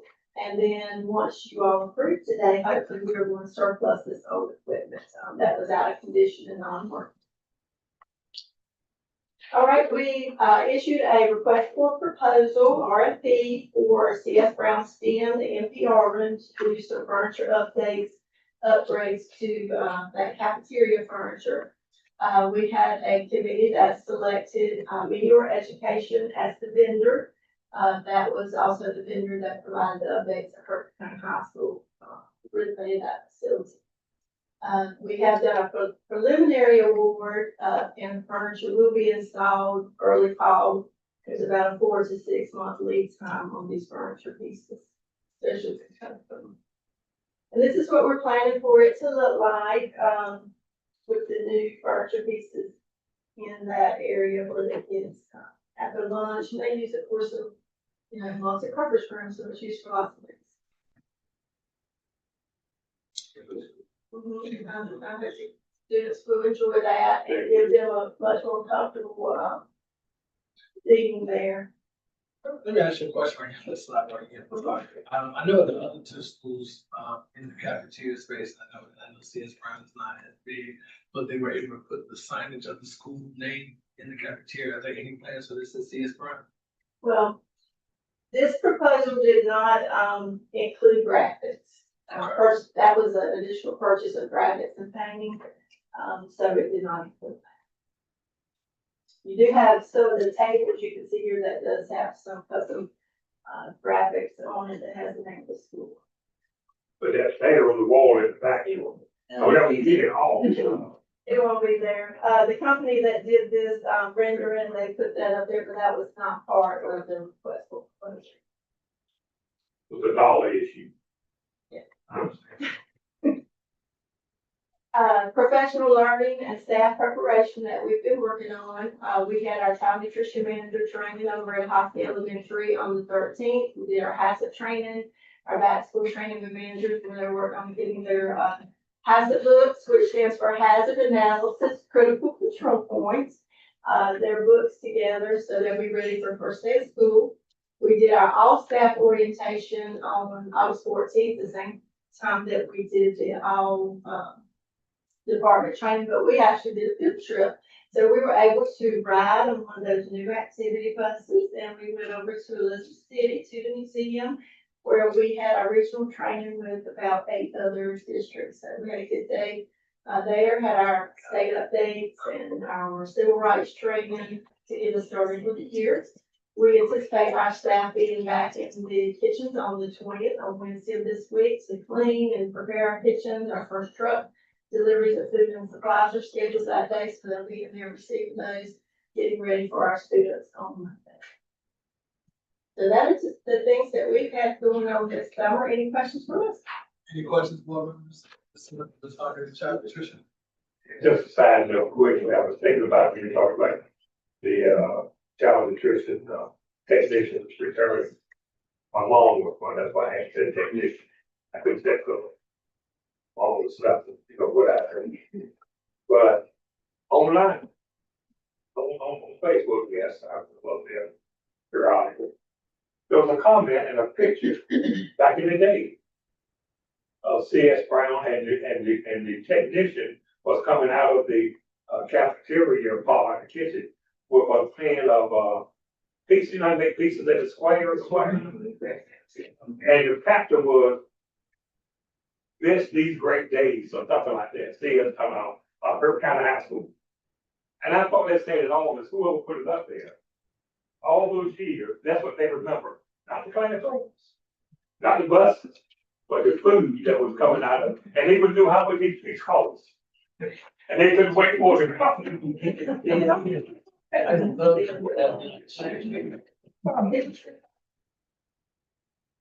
lot of things. I'm on retired from job. She was assistant first, Okay. But I thought that was, all the things to talk about, it was the food. And they remember the most. Thank you, Chairman. Thank you, Ms. Hyde. Did you go by the new hospital? When y'all went in? And this was it, for the training? we did, well, we didn't go by on our trip, but I have seen it. Oh, go by. That's something. There was no previous. Like, you go to there. Okay, it is something. Good morning, still support Chair Halls, Vice Chair Hager Hall, Dr. Pratt, other board members. This is a transportation update for transportation department. Transportation readiness, what we do every day, every 30 days is inspect our buses and maintenance on all of the buses. We're doing that, till Friday, hopefully they all will be done. Repairs on some service downtime. Minimize year-end disruptions or distractions from buses, not being able to get to them on time. Routes finalized, using the data from the Hertford County, 1% of bus assignments has been done with. Driver staffing, we have 39 designated bus drivers, 4 bus monitors, and 7 substitute drivers on our list. We cut 2 routes, so we're still going to use the 39, added to the 2 drivers that are not on the designated routes or sub status. Ongoing recruitment and training, we partner with Berkeley County students, not partner, but we use their facility to do our bus driver training and to prevent driver shortages. Improvement and innovations and easy activity. We streamline, easy activity is a web-based platform that we use for activity trips. We streamline schedule management of activity trips and cost of them. This is a web-based program that we put on the district webpage so that all teachers, principals, who have worked it, plan for a field trip can go in and plan it. They'll do everything that they need to do on the end of transportation. We finalize it. This eliminates a document, a paper document or a Google Doc. Too many different processes people are using in transportation, really don't know what's going on. The cost and billing and all of that stuff is in one platform. It improves communication between the school, transportation, and district office. and it has accountability and efficiency in managing, non-routine or student transportation. All the field trips are built through this process. Additional updates, we had a Bluebird bus training for mechanics on the 15th. Very high level, even hearing from the trainer, one of the trainers texted me about Mr. Josh, who was my new mechanics, I was interested and very had good questions and learned a lot. This morning, he caught me behind the bus and just went in full detail and depth about what he learned. We'll have driver orientation on the 22nd, after convocation. I want to give special thanks to the transportation department for what they all done every day again. And through the course of the summer, the heat, we work right through it to make sure our buses and our department run as smooth as possible. Carolina Thomas, White's, IC bus and White's Tower will provide parts. Ms. Butler is the school bus and traffic safety control lady. She specializes in make sure all our drivers that they wear CDLs, PNS endorsement. Anyone that's got a ticket, she's contacting us ahead of time. So we get that stuff taken care of. Bluebird bus sales, they wanted to provide the training. XL Truck Group is a vendor that provides all the filters for preventive maintenance, batteries, whatever we need for our buses. And those international for providing service on our school buses, doing the recalls and AC work on them as well.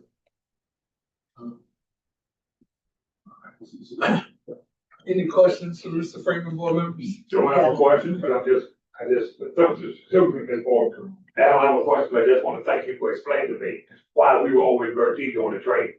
I thought it. I said, well, we're doing the Bertie training. We have no bills without it. But then it explained the same thing. Those are the details, see. That sometimes some of us just won't ask for. I was always ready to answer, so I had to answer. Not that I don't like Bertie. I feel like I probably people over there. Oh, that's fine. I've just got a comment. Did you say that you inspections, you have completed all? Yes, they'll be complete by Friday for us to be able to travel on Monday morning. Well, that's great. Great. Yeah. Your staff should be commended on that. Because at one time, it was completely different. So that sounds good. Somebody's been working very hard. So we all are working, all of us are working. After this, you're gonna see me in a different set of clothes. You're like, who's that guy? All of us. To get the job done, but they should be. But keep word he said, we were not. We. That's true. He said we. He didn't say about we. And that's just. Even though you got the wrong football team. Sorry. Can't convert you over to a better football team. Sorry. All right, no more questions. Thank you, Mr. Freeman. You look to Mr. Mayor. Mr. Mayor?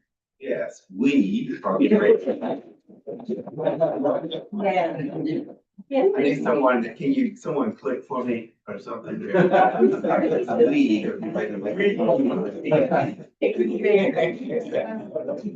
So I have a very short update, Ms. Madison, I have a very short update with finance. Of course, finance has been working extremely hard, making sure that people are in the correct budget codes, that our budgets are loaded, and that we're operating to the full financial capacity that we should be at this time of the year. So kudos to that, to the finance team for working extremely hard to get us paid every month and every day. And also pay our vendors that provide us a service to our students and to our district. We're excited to announce that this school year we'll be implementing K-12 Payment Center, which is a secure, user-friendly online platform to manage payments for our parents. And so we're long past the time where people carry cash with them on a daily basis. Everything is so convenient to use technology to process payments. And so we're excited that we will be implementing this tool for our families that will be available 24 hours a day, 24 hours, 7 days a week, in our district.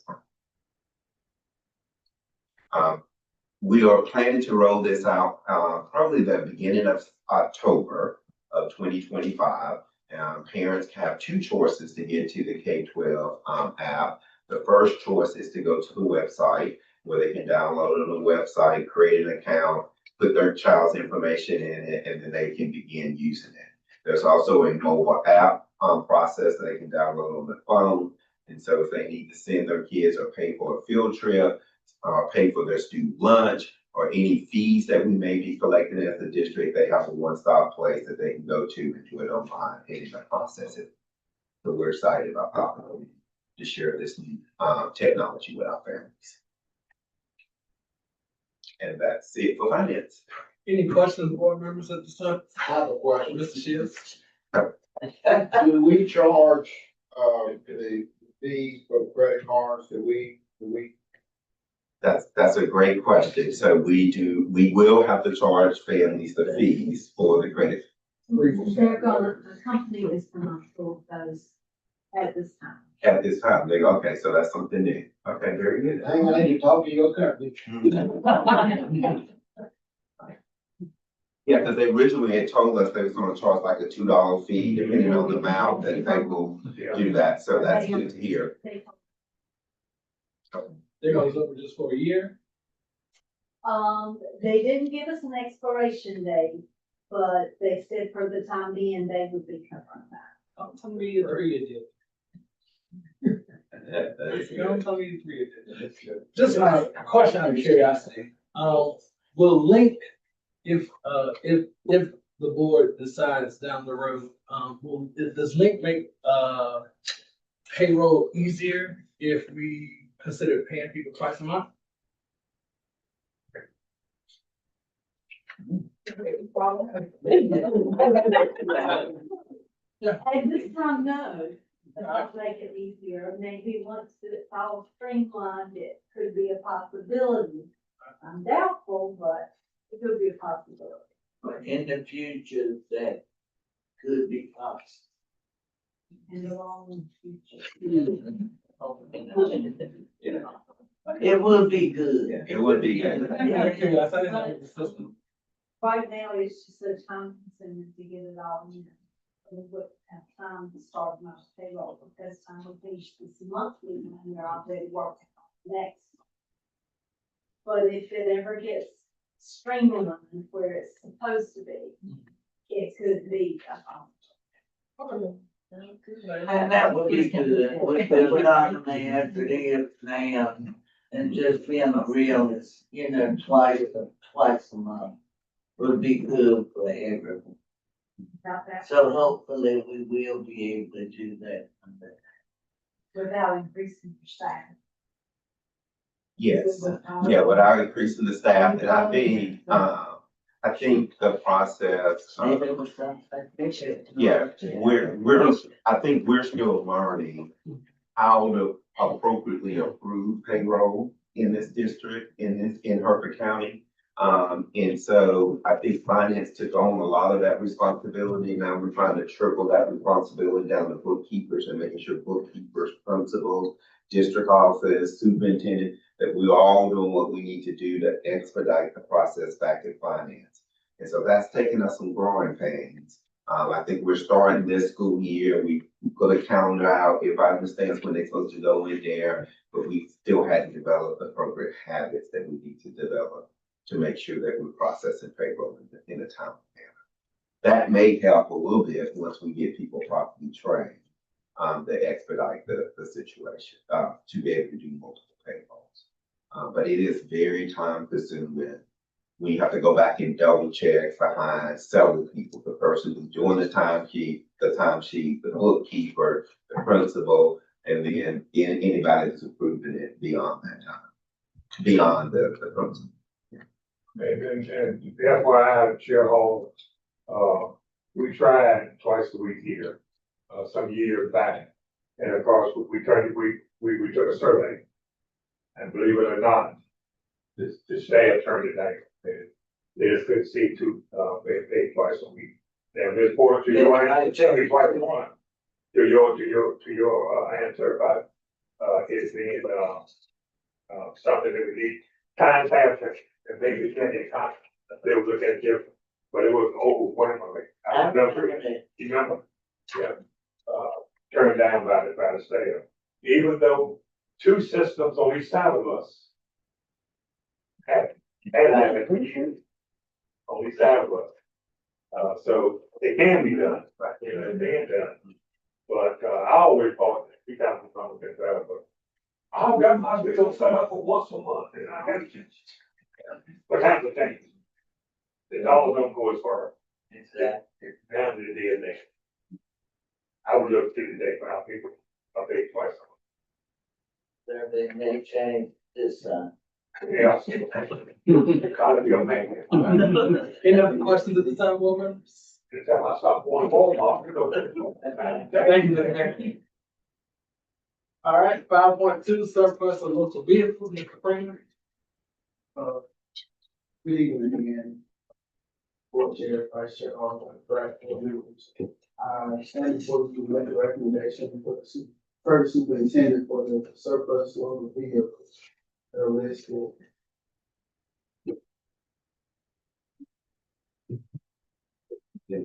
Background. Tell them what your surplus is in the background. 2010 Thomas Pusher bus. The first time, 830. 2012 Ford F-150 and 2007, I believe. 2004. 2004 Ford Taurus. In 2010, Ford F-150. Yes. Board members, any questions? Here none, I entertain a motion to approve the surplus of local vehicles as presented by administration. Make motion to approve the surplus of local vehicles by administration. I have a motion on proper second. As a motion properly second, all in favor state aye. All opposed? Motion carried. Thank you, Mr. Freeman. 5.3, approval to auction and or dispose of out of condition kitchen equipment. Ms. Hyder. Chair Hall, members of the board, Dr. Pratt, just seeking your approval on behalf of the county pension department to surplus. So this, equipment that we replaced this summer, we have one 3-door reach-in cooler, one warming cabinet, and one mailbox. And all of these pieces of equipment are non-working. Any questions or comments at this time, board members? Hearing none, I entertain a motion to approve the auction or disposal of the out of condition kitchen equipment as presented. As a motion and properly second, all in favor state aye. All opposed? Motion carried. Thank you, Ms. Hawkins. All right, superintendent's update, Dr. Pratt. Yes, good morning, board members. Today I'll be brief. We have a lot of updates in our department from today.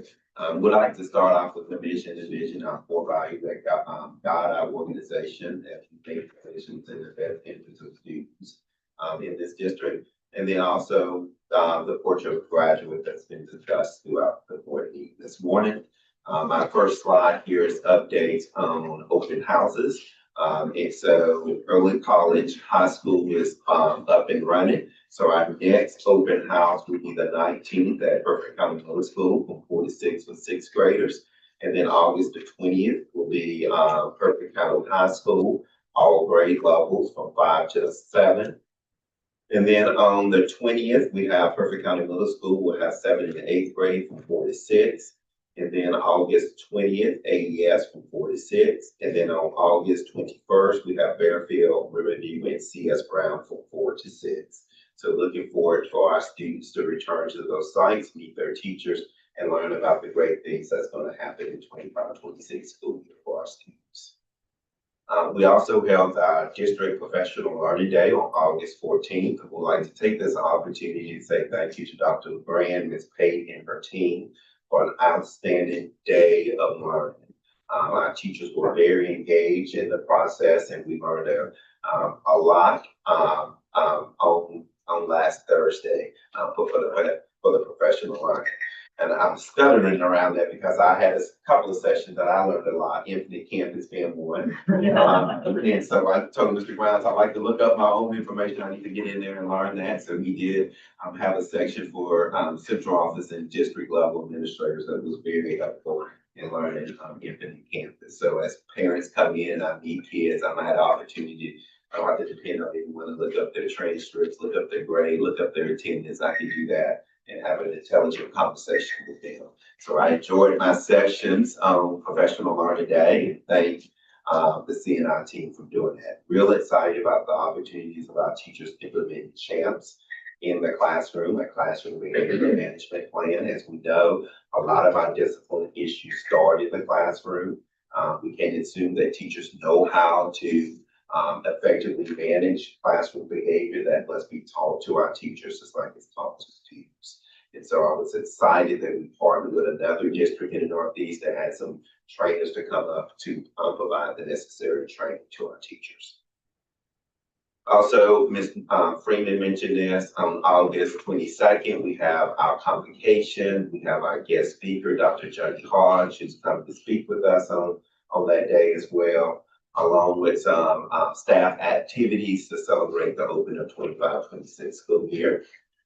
Early College High School started school on August 4th. We're at 205 students at the early college. I believe they started off with 5 no-shows. So we had 5 students, or 5 or 6, four students that were no-shows. They have located all those students who transferred to other districts, either within the state or without in another state. So we're excited to have them back and looking forward for everyone coming back on August 25th. Early college high schools on a modified calendar because of convocation. There will be no school there on Friday, August 22nd. No school on September the 1st. And their first progress reports, believe it or not, is coming out on September the 19th. And then right around the corner, they have their first report card in October. So it is already here, the month of October. Now moving fast.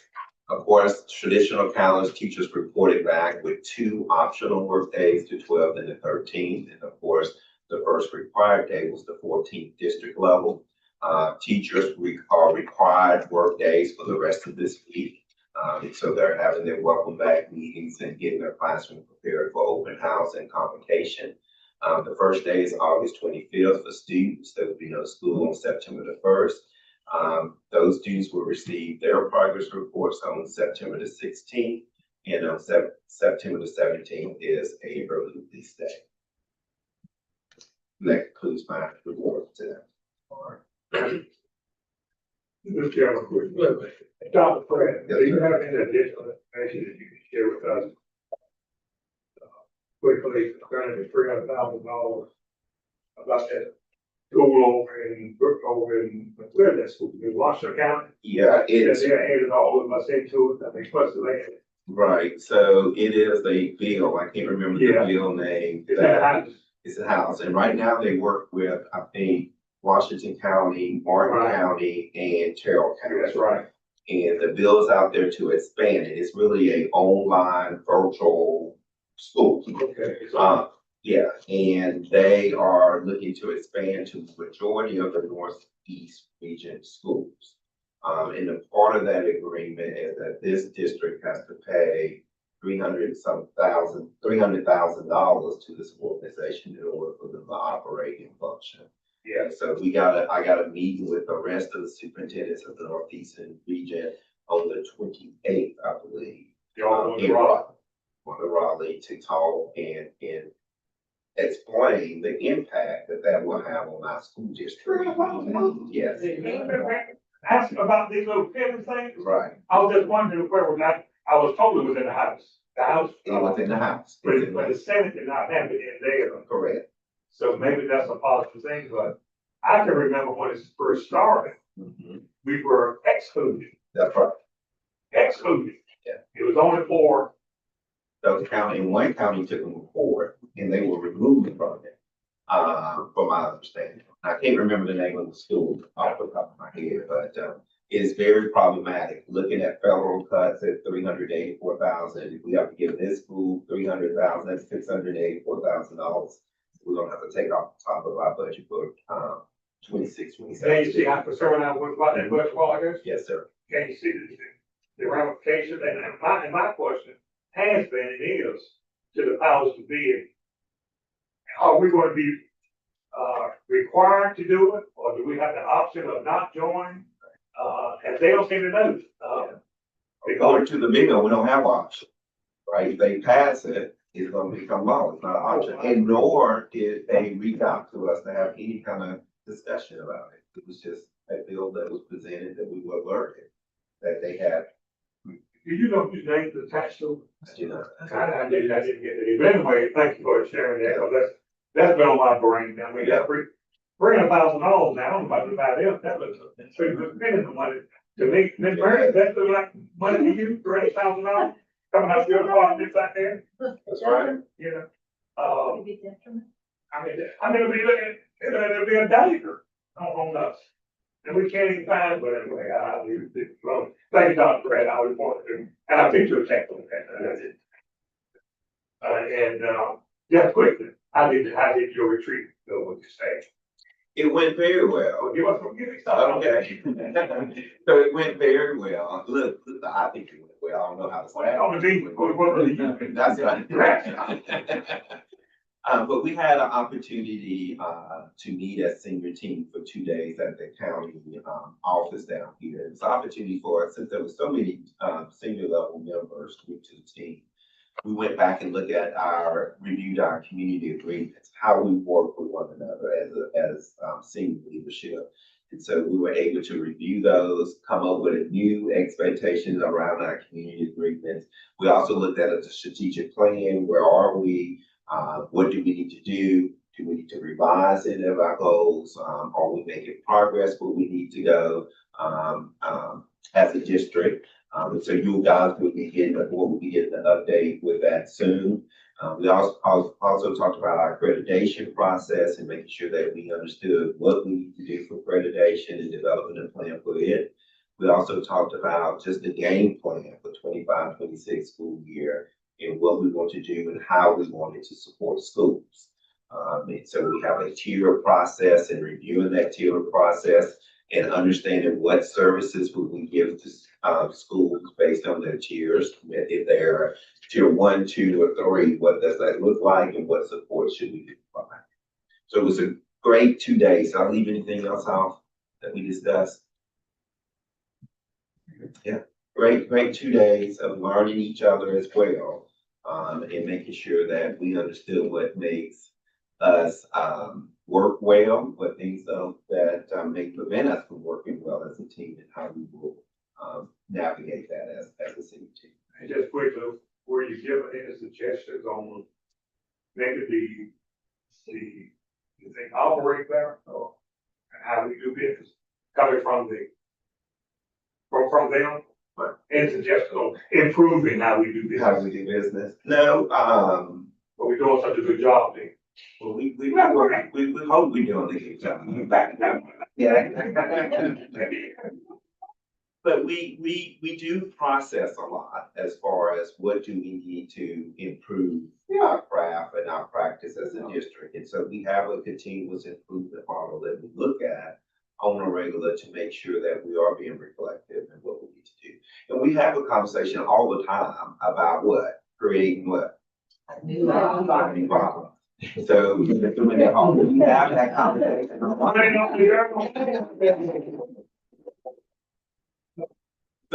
We have that conversation a lot about, creating a new box. We don't have to do it because people have done it this way in the past. We're looking to do differently. What is a new way? That pre-K attendance is a good example of that. That was great. We emailed Northland School Board Service that there's no one in the state that ever had asked that question. So how are we looking at attendance at pre-K is creating a new box. And so we talk about that and we push each other and we hold each other accountable. But we got to understand each other. They understand when, Dr. Pratt's in a bad mood and what they need to do, and I understand when they're in a bad mood and what I need to do with them as well. So I think that's what makes us work well as a team. We also looked at, data platforms that we were looking at. We have a contract currently with, Power School, but we really, trying to get out of this contract, right?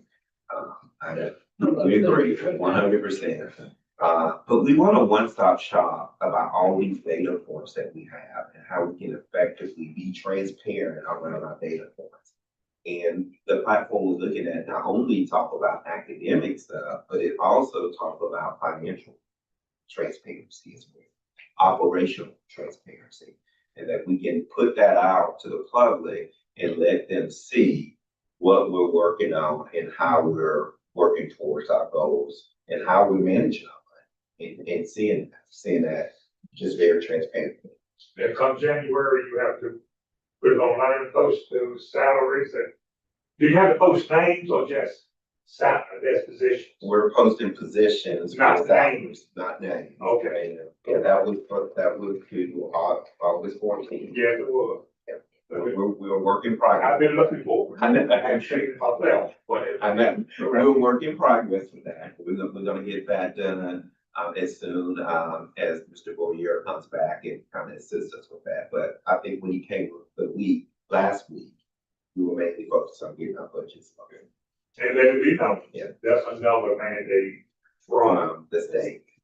Joseph. Yeah. Yeah, not us. That's right. Okay, well, thank you. Thank you, Mr. Long. Yes, sir. Board comments, Mr. Shields? Oh, Ms. Porter? I just want to say, Mr. Long, I agree with you, Dr. Pratt, when you said I hope so. We see and we hear what you have done this summer, all of you, and it's a together thing. It is we, as, you said earlier. I would like to commend all of you for the information that you have shared today. It's no one over another. It's everybody in here working with this together along with, your board members. We value what you have done this summer. You weren't on vacation. You may have gone a little bit. You probably need another one now.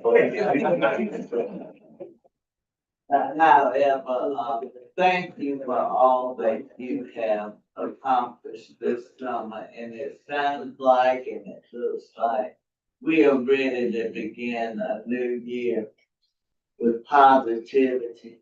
And you have done the very best you can. So enjoy and good luck.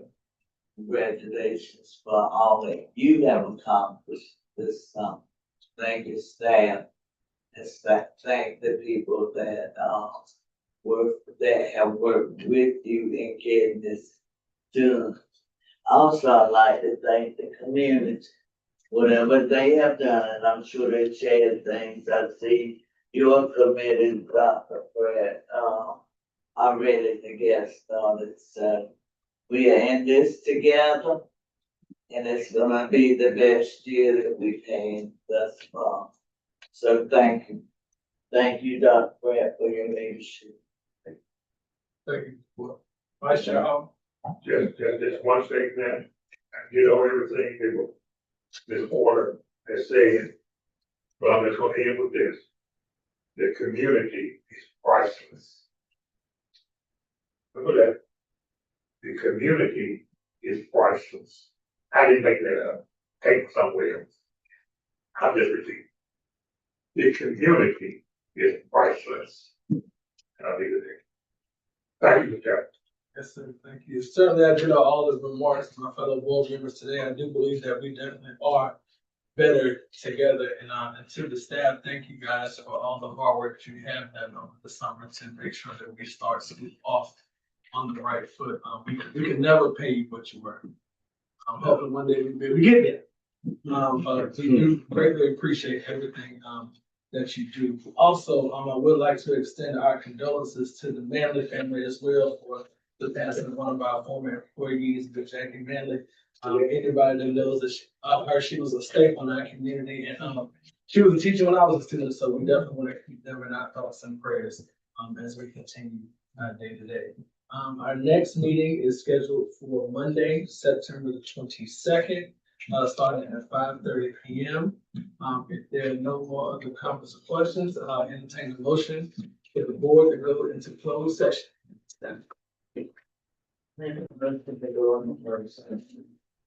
There's a motion, I will call a second. But as a motion, everybody is second, all in favor, say aye. All opposed, we're now in closed session.